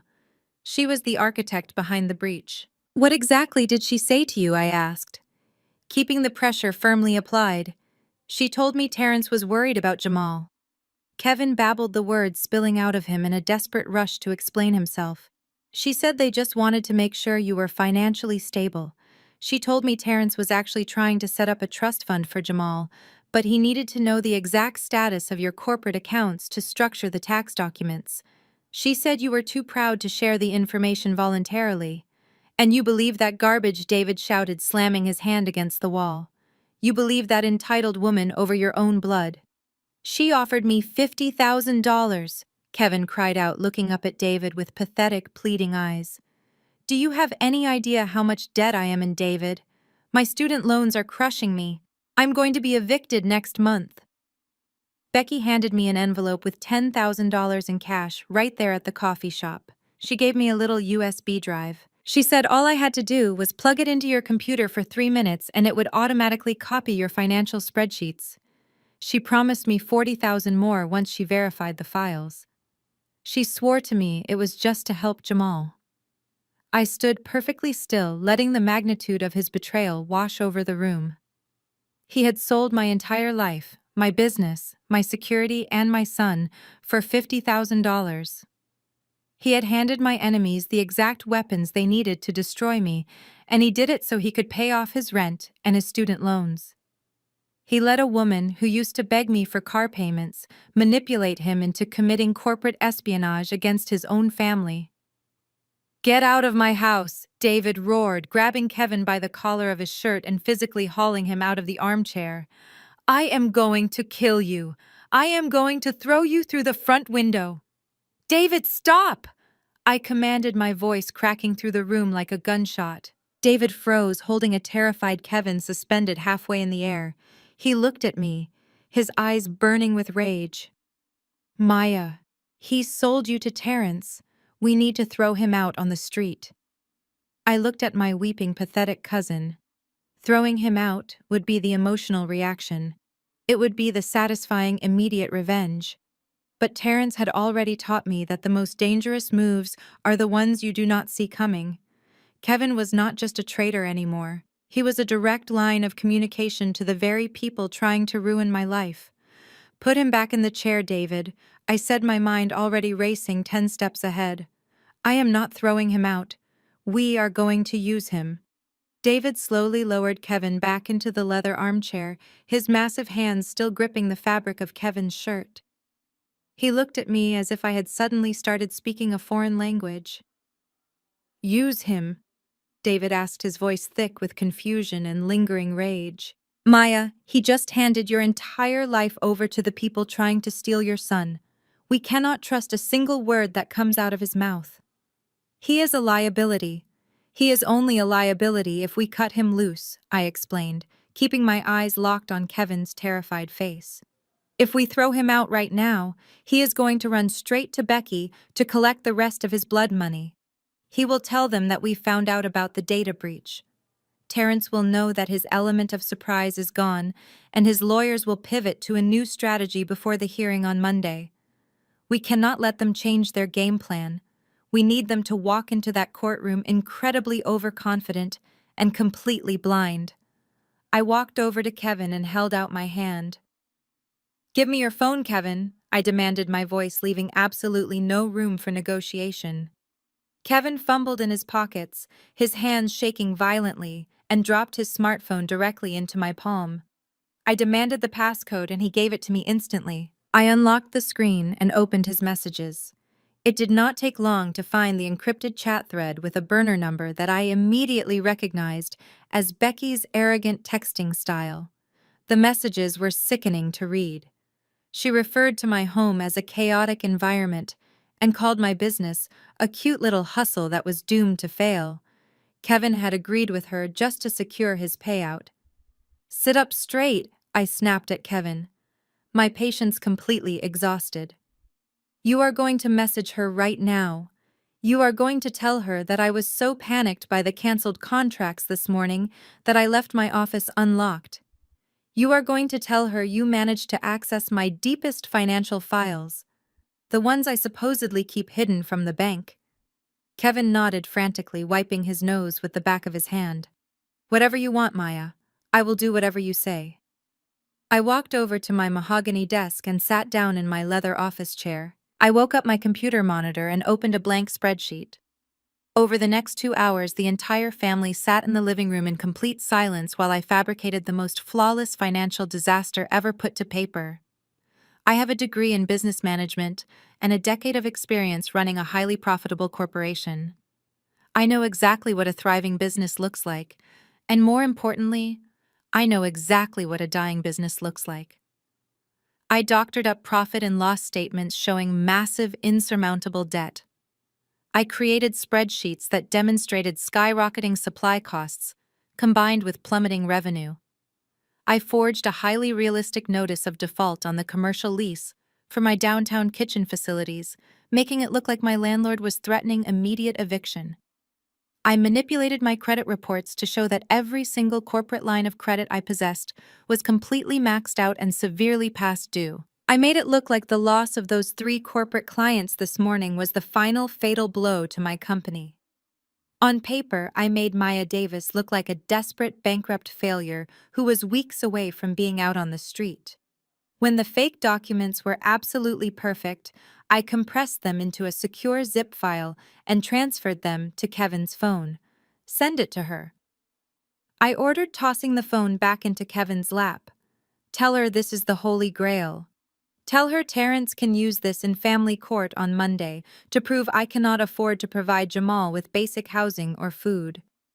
Kevin typed the message with trembling fingers, attached the zip file, and hit send.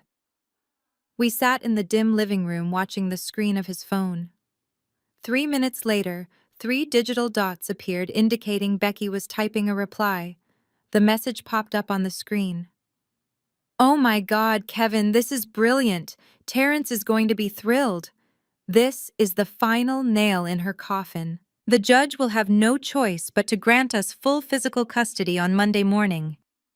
You have saved Jamal's life. I will wire the remaining $40,000 to your account the second the judge bangs the gavel." Kevin looked up at me, tears welling in his eyes again. "She bought it," he whispered. I looked at David, who was standing by the fireplace with his arms crossed over his chest. "David, I want you to take Kevin to his apartment. Watch him pack a bag. Then you are going to take him to your house and put him in your spare bedroom. You are going to take his phone, his laptop, and his car keys. Kevin is not leaving your sight, and he is not speaking to another living soul until the court hearing is over on Monday afternoon." David nodded, a grim smile finally appearing on his face. "Consider it done. He is not going to see daylight until you say so." David grabbed Kevin by the arm and hauled him toward the front door. My mother and my aunt and uncle followed closely behind them, still deeply shaken by the betrayal but entirely focused on the mission ahead. Within 5 minutes, the house was completely empty, the heavy front door locked behind them, leaving me standing alone in the quiet shadows of my home. The trap was successfully set. Terrence and his high-priced legal team were going to march into family court, waving those fake documents like a victory flag. They were going to stand in front of a judge and proudly declare that I was a destitute failure. They were going to bet their entire custody petition on the illusion that I had absolutely nothing to my name. I turned away from my computer desk and walked across the office toward the large abstract painting hanging on the far wall. I reached behind the heavy wooden frame and flipped a hidden latch. The painting swung open on silent hinges, revealing a sleek biometric steel safe embedded directly into the drywall. I pressed my right thumb against the glowing scanner. The system chimed softly, and the heavy metal door clicked open. I reached past the stacks of emergency cash reserves and the velvet boxes containing my personal jewelry. I pulled out a thick black leather binder. This was my true financial portfolio. This was the empire I had built in absolute silence over the last 10 years. Not even my mother or my brother knew the full extent of the wealth contained inside this binder. I carried the heavy leather book back to my desk and laid it flat under the warm glow of my desk lamp. I flipped past the franchise agreements for my 7 catering locations. I turned the pages past my massive mutual fund investments and my diversified stock holdings. I stopped when I reached a heavily reinforced tab labeled Commercial Real Estate. I opened the section and pulled out a heavy watermarked property deed. I ran my index finger over the gold foil seal of the city stamped at the bottom of the page. It was the absolute and uncontested ownership deed to a 30-story commercial high-rise building located right in the very center of the downtown corporate business district. I stared at the document, a slow, ruthless smile spreading across my face in the quiet room. Terrence thought he was incredibly powerful because he carried the title of Chief Executive Officer at a flashy new tech startup. He thought he could bully me because he drove a European sports car and wore custom Italian suits. But what Terrence did not know, what his arrogant legal team never even bothered to research, was the true identity of the anonymous real estate holding group that owned the very building his company operated out of. Terrence was trying to use a judge to evict me from my role as a mother. He had absolutely no idea that I was his literal landlord. And according to my property manager, Terrence's tech startup was currently 6 months behind on their rent. Monday morning arrived with a heavy gray sky, but my mind was sharper than a scalpel. I walked through the heavy oak doors of the county family courthouse wearing a tailored emerald green suit that commanded absolute respect in any boardroom. Walking beside me was my attorney, Mr. Caldwell, a seasoned and brilliant litigator who knew exactly what we were about to execute. I carried the heavy black leather binder holding my true financial empire safely tucked inside my briefcase. I was not walking into a slaughter. I was walking into an ambush of my own design. We entered courtroom number 4, and the air was immediately sterile and cold. Sitting at the petitioner's table on the right side of the aisle was the unholy trinity of my current nightmare. Terrence was wearing another custom Italian suit, looking incredibly smug and relaxed as if he were waiting for a valet to bring his car around. Next to him sat Chloe, dressed in a conservative but clearly expensive designer dress, meant to make her look like the perfect wealthy stepmother. And sitting directly behind them in the first row of the gallery was Becky. She was leaning forward, whispering eagerly into Chloe's ear, her eyes darting toward me with a look of vicious, unfiltered triumph. They truly believed they had already won. They thought the fake documents Kevin sent them were the silver bullet that was going to end my life as a mother today.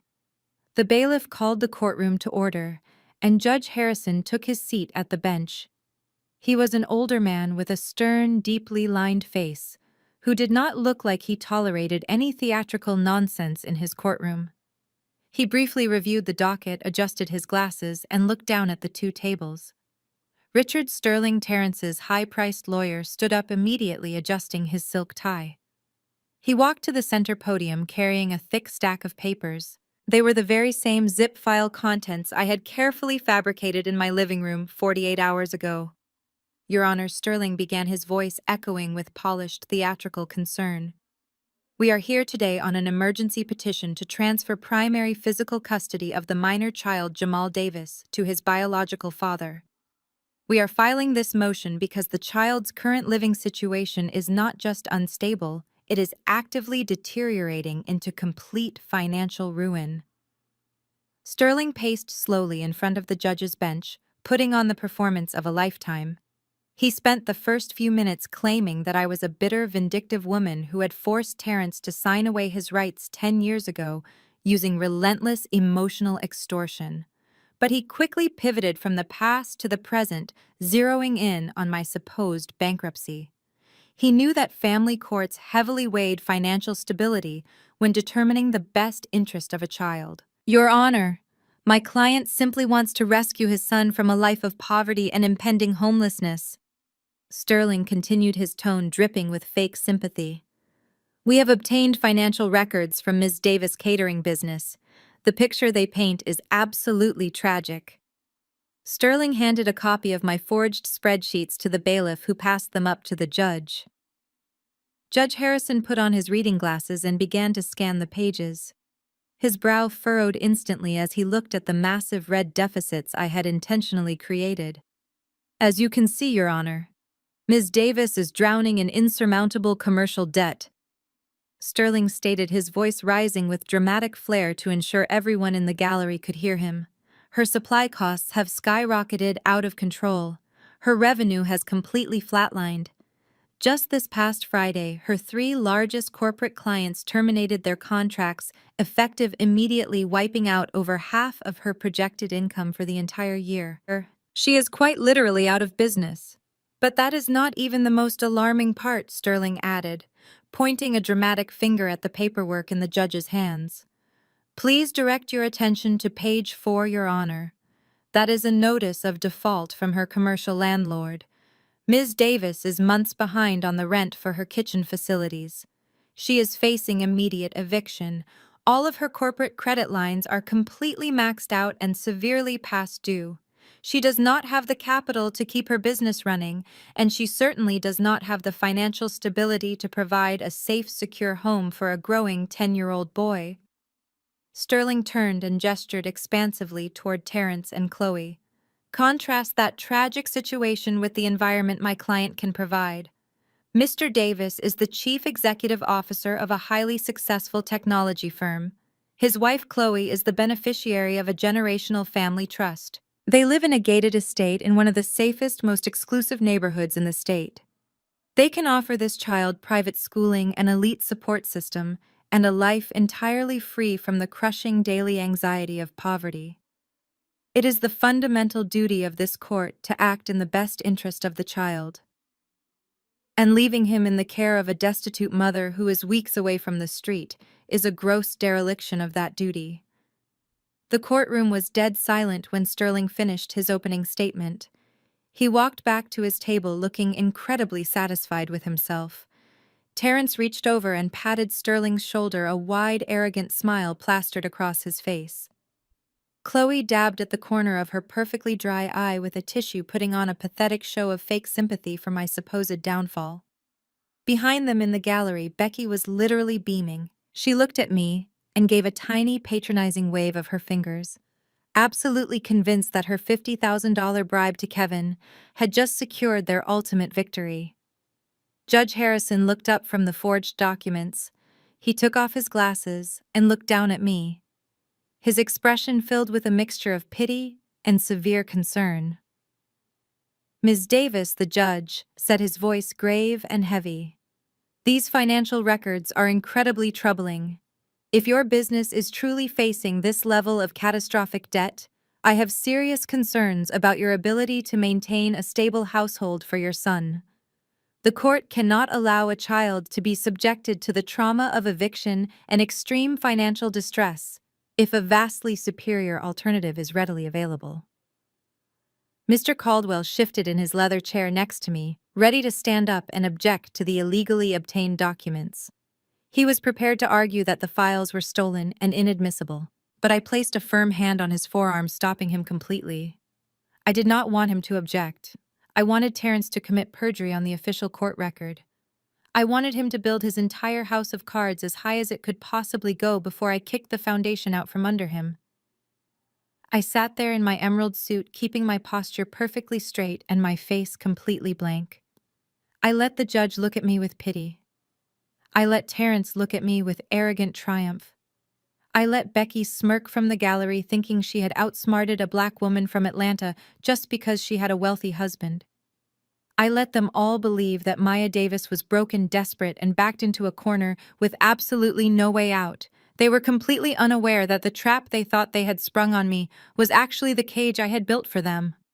Richard Sterling smoothly turned away from the judge's bench and called his next witness to the stand. Chloe gracefully stood up from the petitioner's table, smoothing the skirt of her conservative designer dress. She walked toward the witness box, with the practiced elegance of a woman who had spent her entire life walking on marble floors and country club greens. She placed her hand on the Bible, swore to tell the truth, and sat down, adjusting the microphone with a delicate manicured hand.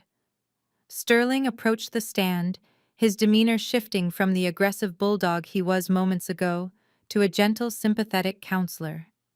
"Mrs. Davis," he began softly, "could you please explain to the court why you and your husband are seeking full physical custody of Jamal today?" Chloe took a deep, trembling breath.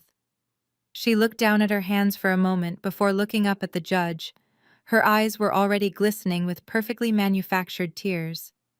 "Your Honor," she said, her voice carrying a fragile emotional tremor that belonged in a Hollywood drama.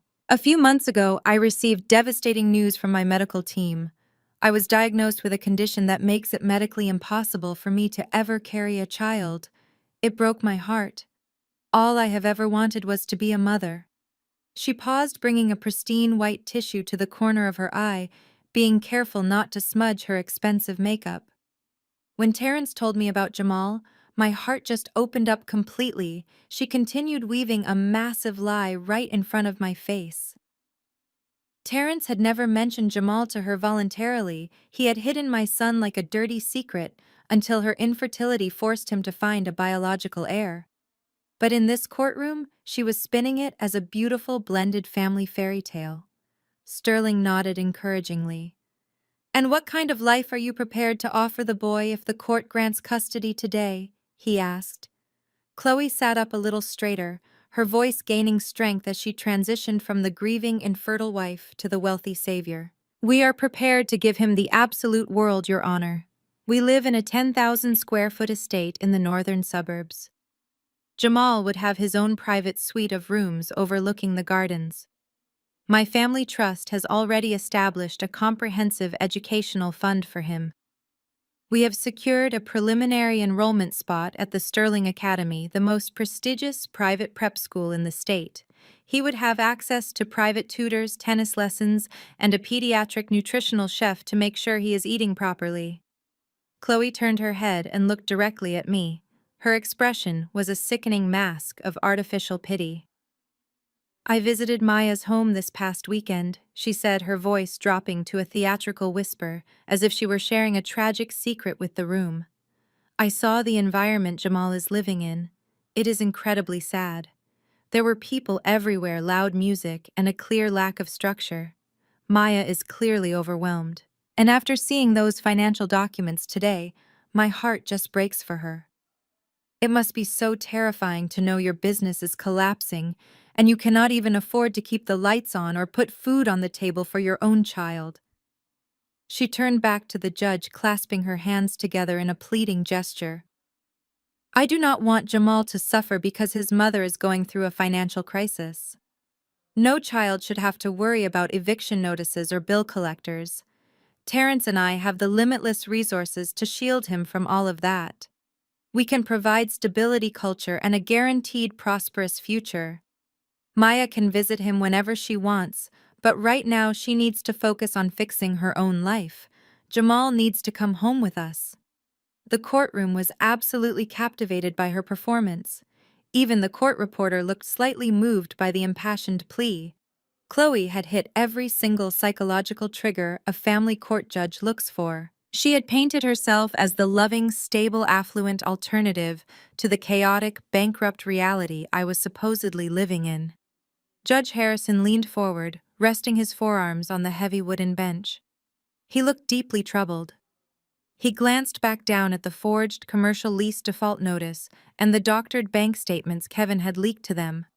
Mrs. Davis, the judge, asked, addressing Chloe directly. If the court grants this emergency petition, are you and your husband fully prepared to assume 100% of the financial responsibility for this child immediately? Are you waiving any request for child support from the biological mother given her current financial distress? Absolutely, Your Honor, Chloe answered without a second's hesitation. We do not need a single dime from Maya. My family has more than enough wealth to support Jamal for the rest of his life. We just want him safe. Thank you, Mrs. Davis. You may step down, the judge said. Chloe stood up and walked back to the petitioner's table. Terrence reached out and took her hand, giving it a proud, affectionate squeeze. He looked across the aisle at me, his eyes burning with absolute victory. He had successfully cornered me. He had used my own cousin to steal my financial data. He had used his wife's tears to manipulate the judge's emotions. And he had used his lawyer's theatrical presentation to assassinate my character. Becky leaned forward from the gallery and whispered loudly enough for me to hear. It is over, Maya. Judge Harrison let out a heavy sigh, taking off his reading glasses and placing them next to his gavel. He looked directly at my lawyer, Mr. Caldwell, and then his gaze shifted to me. The atmosphere in the courtroom felt as heavy as lead. Ms. Davis, the judge, began, his voice carrying the solemn weight of a man about to make a life-altering decision. The family court system has a primary directive to prioritize the physical and emotional safety of the minor child above all other concerns.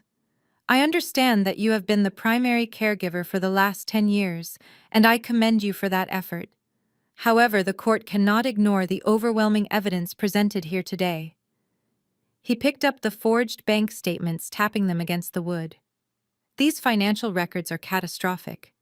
A notice of default on your commercial properties, maxed out credit lines, and the sudden loss of your primary corporate revenue streams indicate that you are facing immediate financial ruin. The court cannot allow a child to remain in an environment where basic necessities like housing and food are in imminent jeopardy, especially when a highly stable and extremely affluent alternative is standing right in front of me. Terrence actually let out a quiet sigh of relief. Chloe smiled, touching her chest. They were seconds away from walking out of this building with the legal right to take my son. Mr. Caldwell, Judge Harrison, continued, looking at my attorney. Unless you have some miraculous evidence to prove that these financial documents are entirely fabricated, or that your client has suddenly come into a massive undisclosed fortune, I am strongly inclined to grant the petitioner's request for temporary physical custody, effective immediately. Mr. Caldwell looked at me. He knew exactly what was inside the heavy black leather binder sitting on the table between us. He knew about the real estate holdings, the 7 corporate franchises, and the massive stock portfolios. He gave me a slight nod, asking for permission to stand up and completely obliterate the other side. But I shook my head slightly, telling him to stay seated. I did not want my lawyer to speak for me. Terrence had spent the entire weekend trying to silence me, trying to bully me, and trying to use my family to break me. He thought he could pay a man in a suit to talk me out of my son. If Terrence's entire argument relied on the idea that I was a helpless, destitute woman, I was going to be the one to look him in the eyes when I tore his world completely apart. I placed my hands flat on the wooden table and pushed my chair back. The wooden legs scraped loudly against the floor, breaking the heavy silence in the room. I stood up, smoothing the front of my emerald green suit. I did not look at Chloe. I did not look at the lawyer. I locked my eyes entirely on Terrence. Your Honor, I said, my voice ringing out clear, strong, and completely devoid of fear. I do not need my attorney to speak on my behalf, and I do not need a miraculous fortune to prove my stability. Before you make your final ruling, I would like to exercise my right to cross-examine the petitioner, Terrence Davis, directly. Richard Sterling immediately jumped to his feet, his chair scraping loudly against the polished floor. "Your Honor, I object," Sterling barked, waving his hand dismissively in my direction. "Ms. Davis is represented by counsel. This is highly irregular and completely inappropriate for a family court proceeding. She is clearly emotionally compromised." I did not back down or look at the lawyer. "Your Honor," I countered, keeping my gaze fixed firmly on the bench. "As a named respondent in this custody petition, I have the absolute legal right to question the petitioner regarding the sworn statements he just submitted to this court. If Mr. Davis is truly the bedrock of financial stability he claims to be, he should have absolutely no problem answering a few simple questions from the mother of the child he is trying to take." Judge Harrison studied me for a long, heavy moment. He looked at the forged bankruptcy documents sitting on his desk, and then back at my unwavering posture. "I will allow it, Ms. Davis," the judge ruled, striking his wooden gavel once. "But keep it strictly relevant to the matters at hand. Mr. Davis, please take the stand." Terrence practically strutted to the witness box. He adjusted the cuffs of his expensive Italian suit and flashed a reassuring, arrogant smile at Chloe before sitting down. He looked at me with absolute condescension.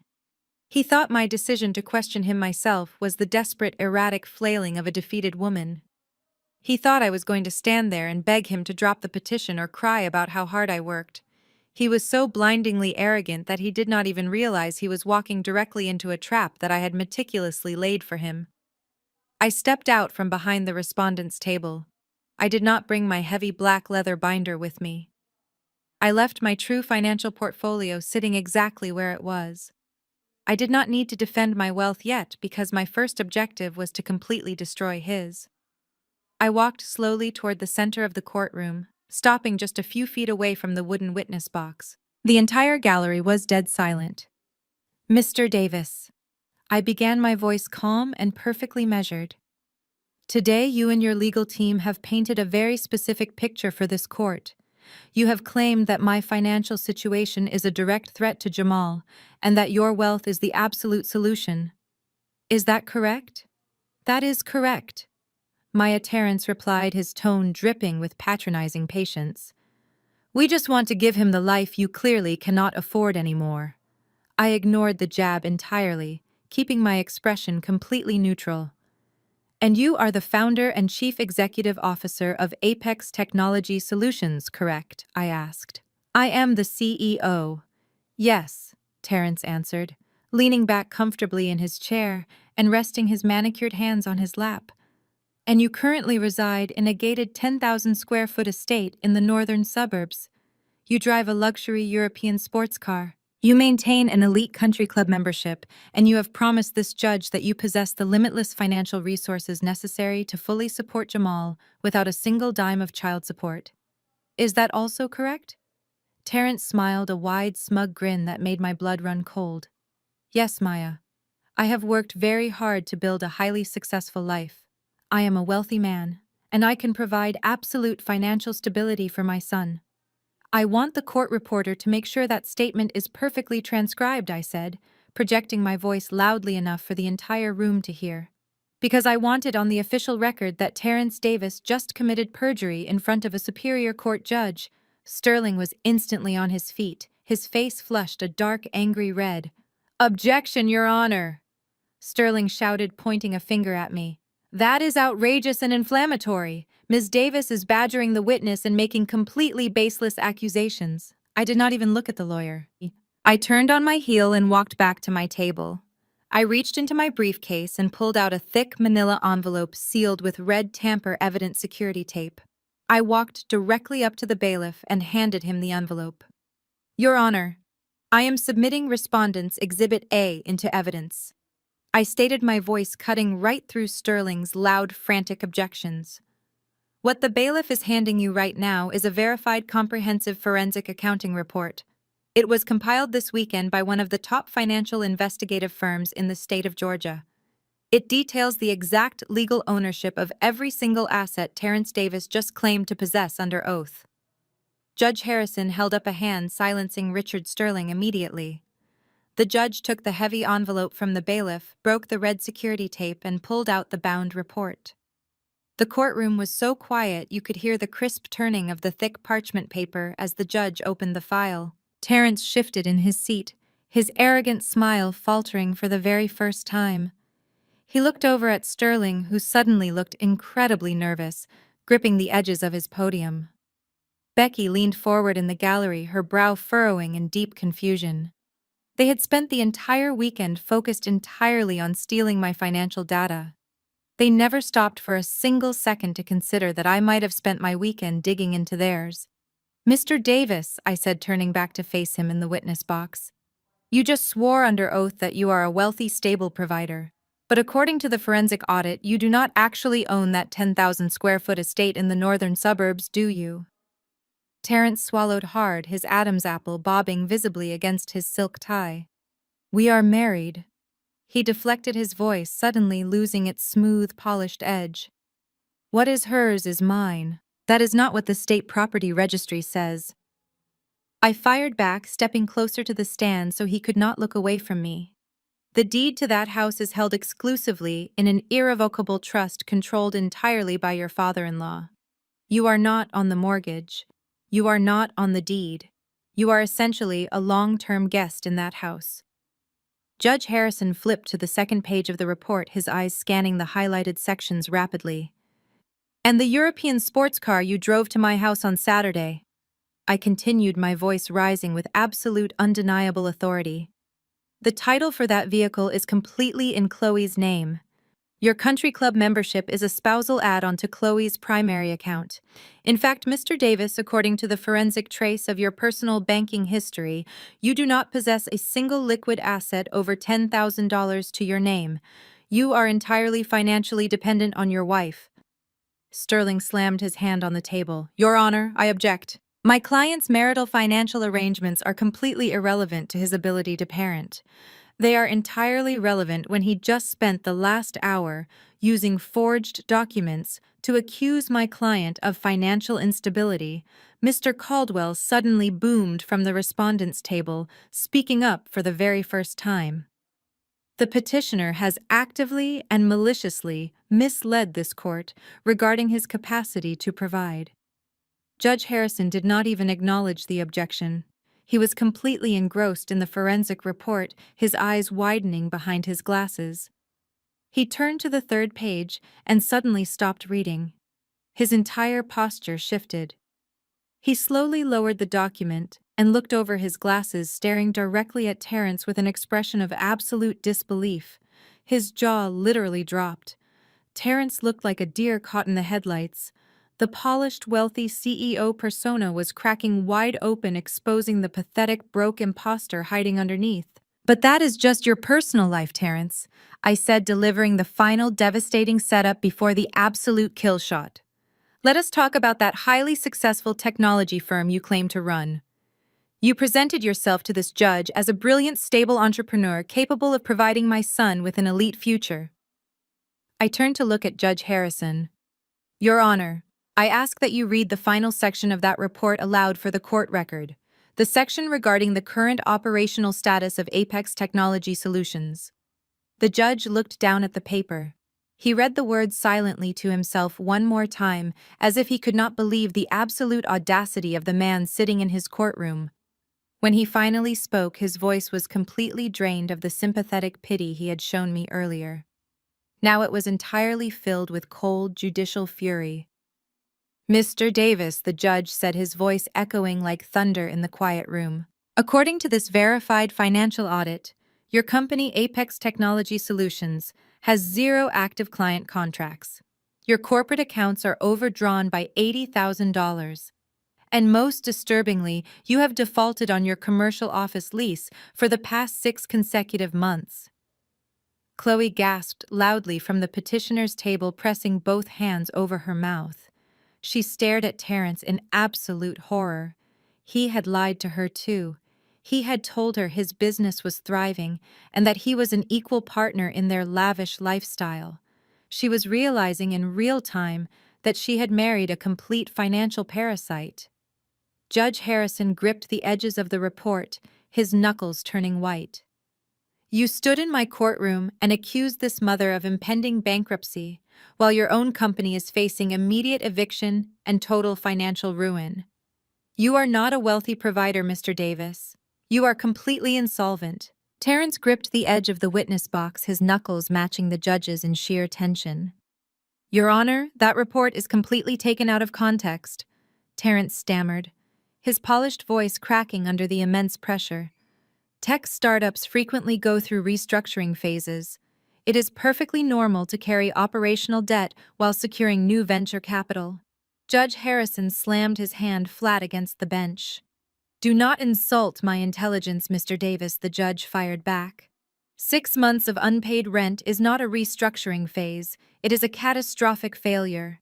You lied to this court about your financial stability to secure an emergency custody order. Terrence was completely unraveling. He pointed a shaking finger across the room at me. Even if my company is experiencing a temporary cash flow issue, it does not change the fact that she is completely bankrupt, he shouted desperately, clinging to his original strategy. You saw the documents, Your Honor. She is facing eviction too. She lost her biggest clients. You cannot send my son back to a woman who cannot even afford to keep the lights on. I stepped forward, my emerald green suit catching the harsh fluorescent light of the courtroom. Those documents are entirely fake, Terrence, I said, my voice slicing through his panic like a blade. The entire courtroom froze. Judge Harrison looked up from the bench, his eyes darting between me and Richard Sterling. I turned to address the judge directly.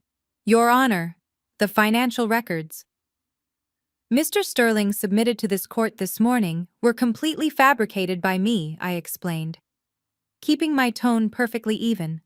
On Friday afternoon, I realized that my highly confidential corporate client list had been illegally accessed.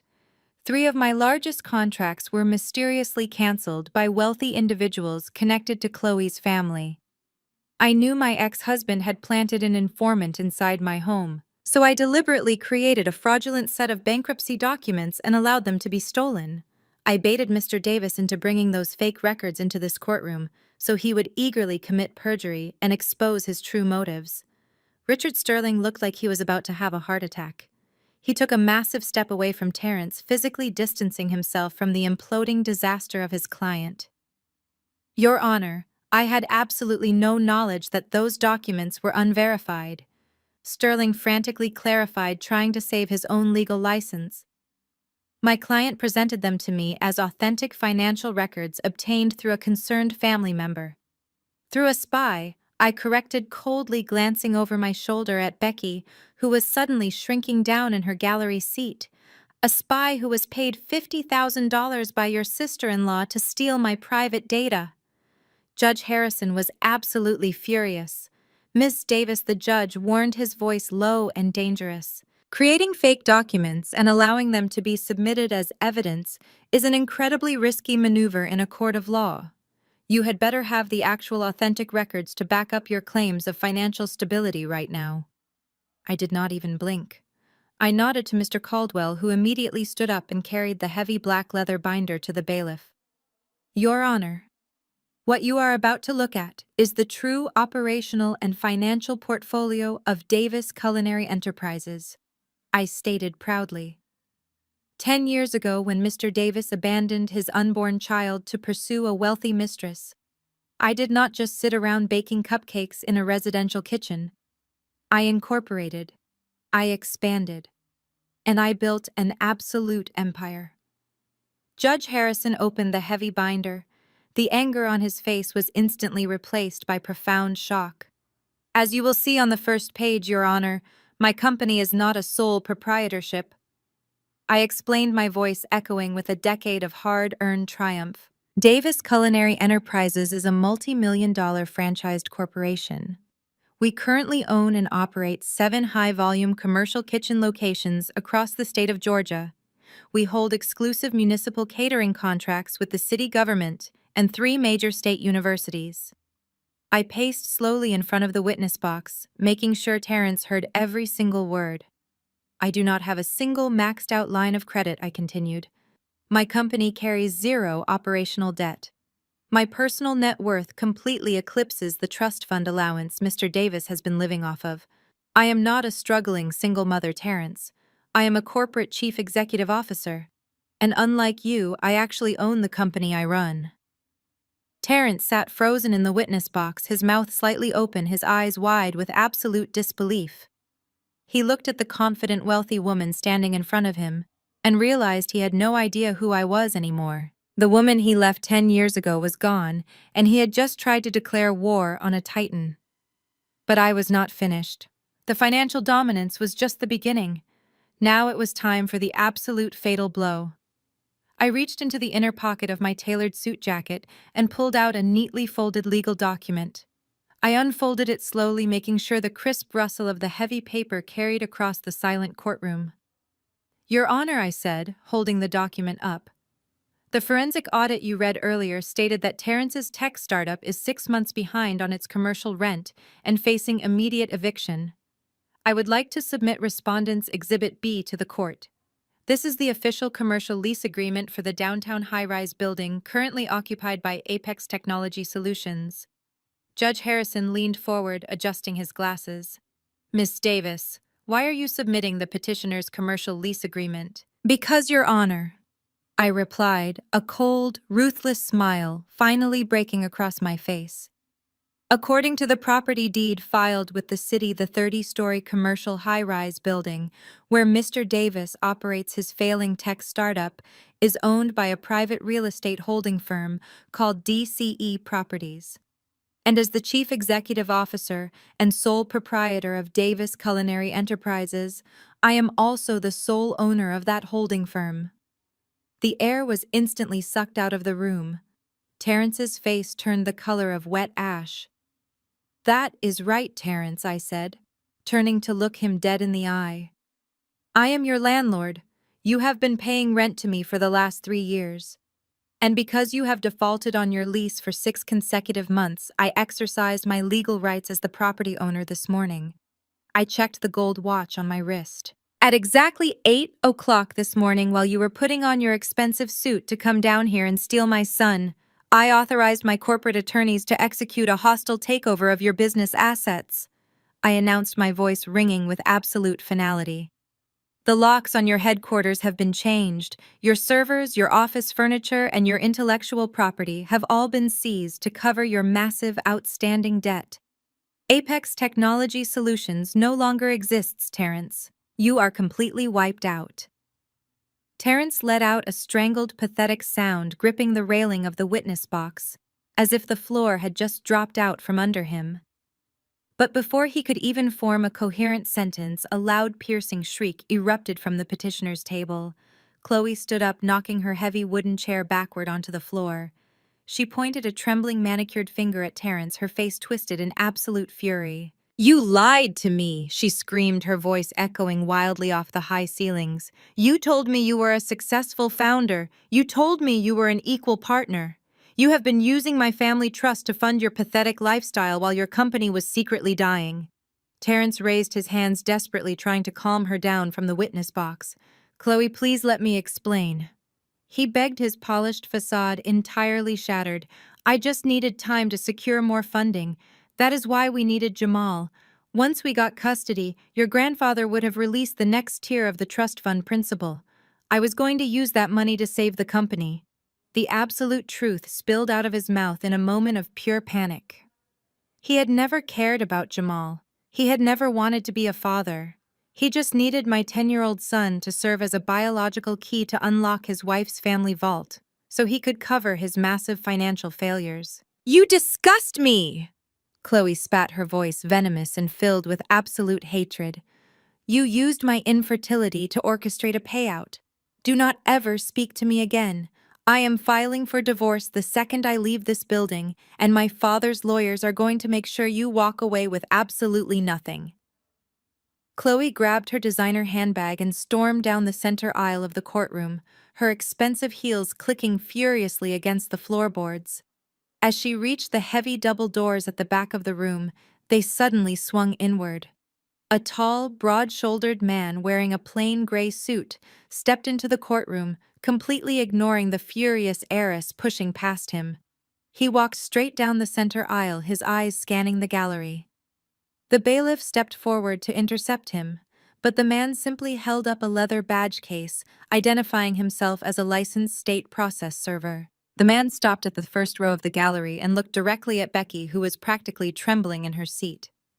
"Rebecca Davis," he asked, his voice loud and clear. Becky stared at him, her face completely drained of color. "Yes," she whispered, her voice barely audible. The man dropped a massive stack of thick legal documents directly into her lap. "You have been served," he stated flatly, before turning on his heel and walking right back out the door. Becky looked down at the massive packet of papers, her hands shaking so violently she could barely turn the cover page.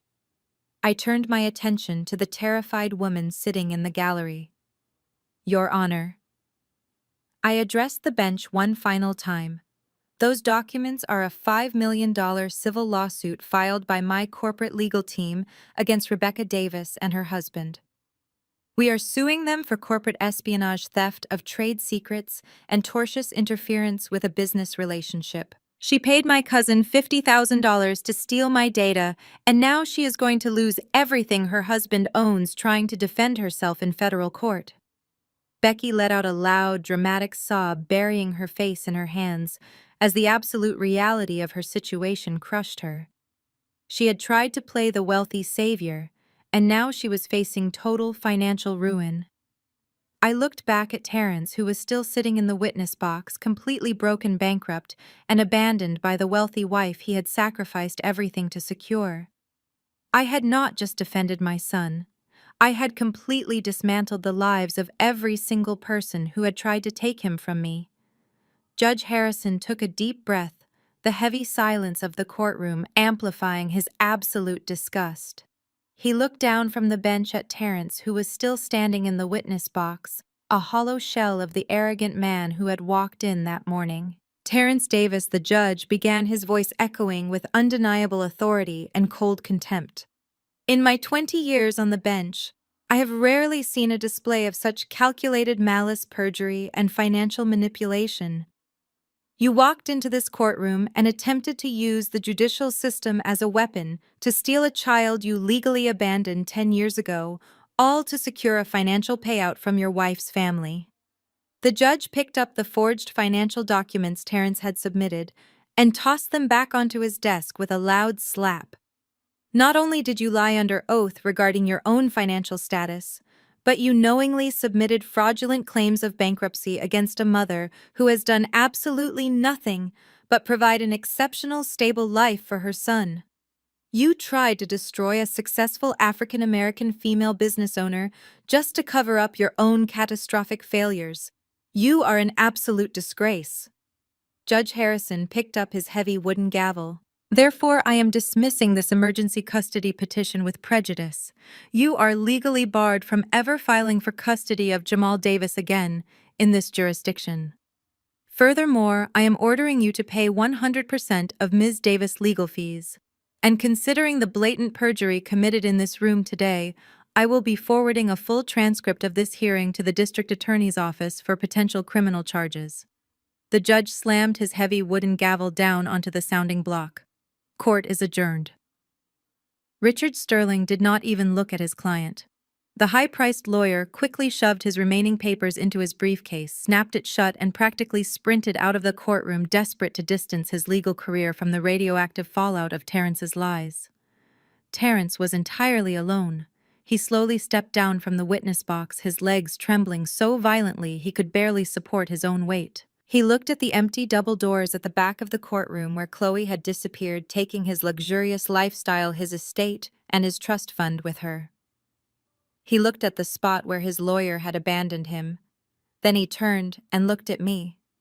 I was calmly snapping the brass latches of my leather briefcase closed, tucking my true financial portfolio safely inside.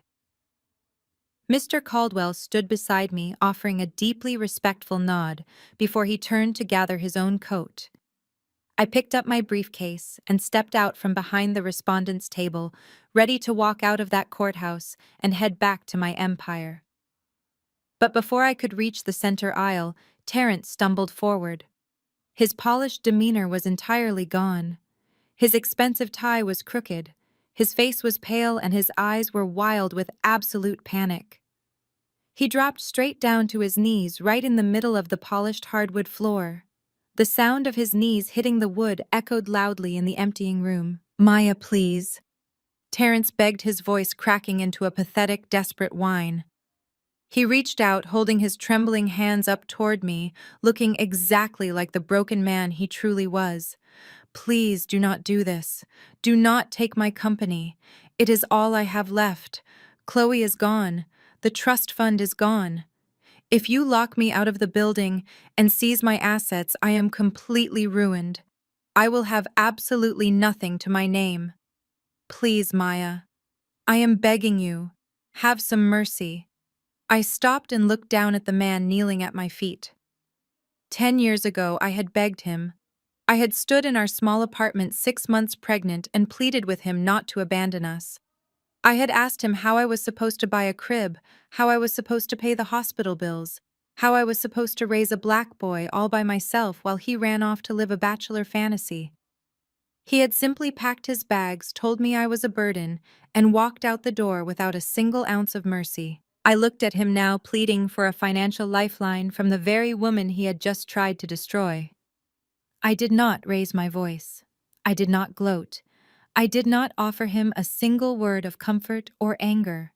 I simply adjusted my grip on my briefcase, stepped carefully around his kneeling body as if he were nothing more than a puddle of dirty water on the floor, and walked out of the courtroom. Exactly 1 week later, the crisp morning air carried the absolute scent of victory. I was standing on the expansive glass balcony of my new executive office on the 25th floor of the DCE Properties high-rise downtown. The Atlanta city skyline stretched out before me, a concrete jungle where I had fought my way from the absolute bottom to the very top. I held a warm ceramic mug of coffee, taking a slow, satisfying sip as I looked down at the bustling street far below. Directly in front of the main entrance of the building, two of my uniformed corporate security guards were escorting a man out onto the public sidewalk. Even from 25 stories up, I easily recognized the defeated slump of Terrence's shoulders. He was not wearing a custom Italian suit today. He was wearing wrinkled khakis and a plain jacket, carrying a single brown cardboard box containing whatever meager personal items my corporate lawyers had legally permitted him to take from his foreclosed office. He stood on the curb for a long moment, looking completely lost, holding his little box of belongings. He did not have his luxury European sports car to drive away in. He had to walk to the nearest transit station, a completely ruined man stepping back into the obscurity he so rightfully deserved. I watched him disappear into the thick crowd of morning commuters, and I felt the last lingering ghost of my past completely vanish into the wind. I turned away from the balcony edge, the heavy sliding glass door closing silently behind me as I stepped back into the climate-controlled comfort of my spacious executive suite. The office was beautifully decorated, a testament to 10 years of relentless dedication and sleepless nights. But the most valuable thing in that room was not the expensive mahogany furniture or the stunning downtown view. Sitting comfortably on my plush leather sofa, completely engrossed in a handheld video game, was Jamal. He was swinging his legs, a bright, carefree smile on his face as he leveled up his character. He was safe. He was happy. He was entirely untouched by the vicious storm that had tried to tear our family apart. I walked over and kissed the top of his head. He looked up, grinned, and leaned against my side before going right back to his game. In that quiet, perfect moment, I realized the absolute truth about power. True power is not about being the loudest person in the room. It is not about driving the most expensive car or marrying into a generational trust fund. True power is the absolute ability to protect the people you love when the world tries to break them. Terrence thought my silence over the last 10 years was a sign of weakness. He thought because I did not flaunt my wealth on social media, I was an easy target. He assumed that a single black mother could never outsmart him. But he learned the hardest lesson of all. A mother's love is the most dangerous force on earth, and when you threaten her child, she will not just fight back. She will dismantle your entire existence. If you are out there fighting a battle no one else can see, remember this. Do not let their arrogance intimidate you. Do not let their threats make you shrink. Move in absolute silence. Build your fortress brick by brick while they are busy tearing others down. Let them underestimate you. Let them think they have won. And when the time is exactly right, let your success be your clapback, and let your empire be your loudest, most devastating revenge. Thank you so much for listening to my story. If you found strength in this journey, please make sure to hit that like button, subscribe to the channel, and share this video with any mother out there who needs a reminder of her own incredible power. Drop a comment below and tell me how you have built your own empire against the odds. Until next time, stay strong, stay silent, and never stop building.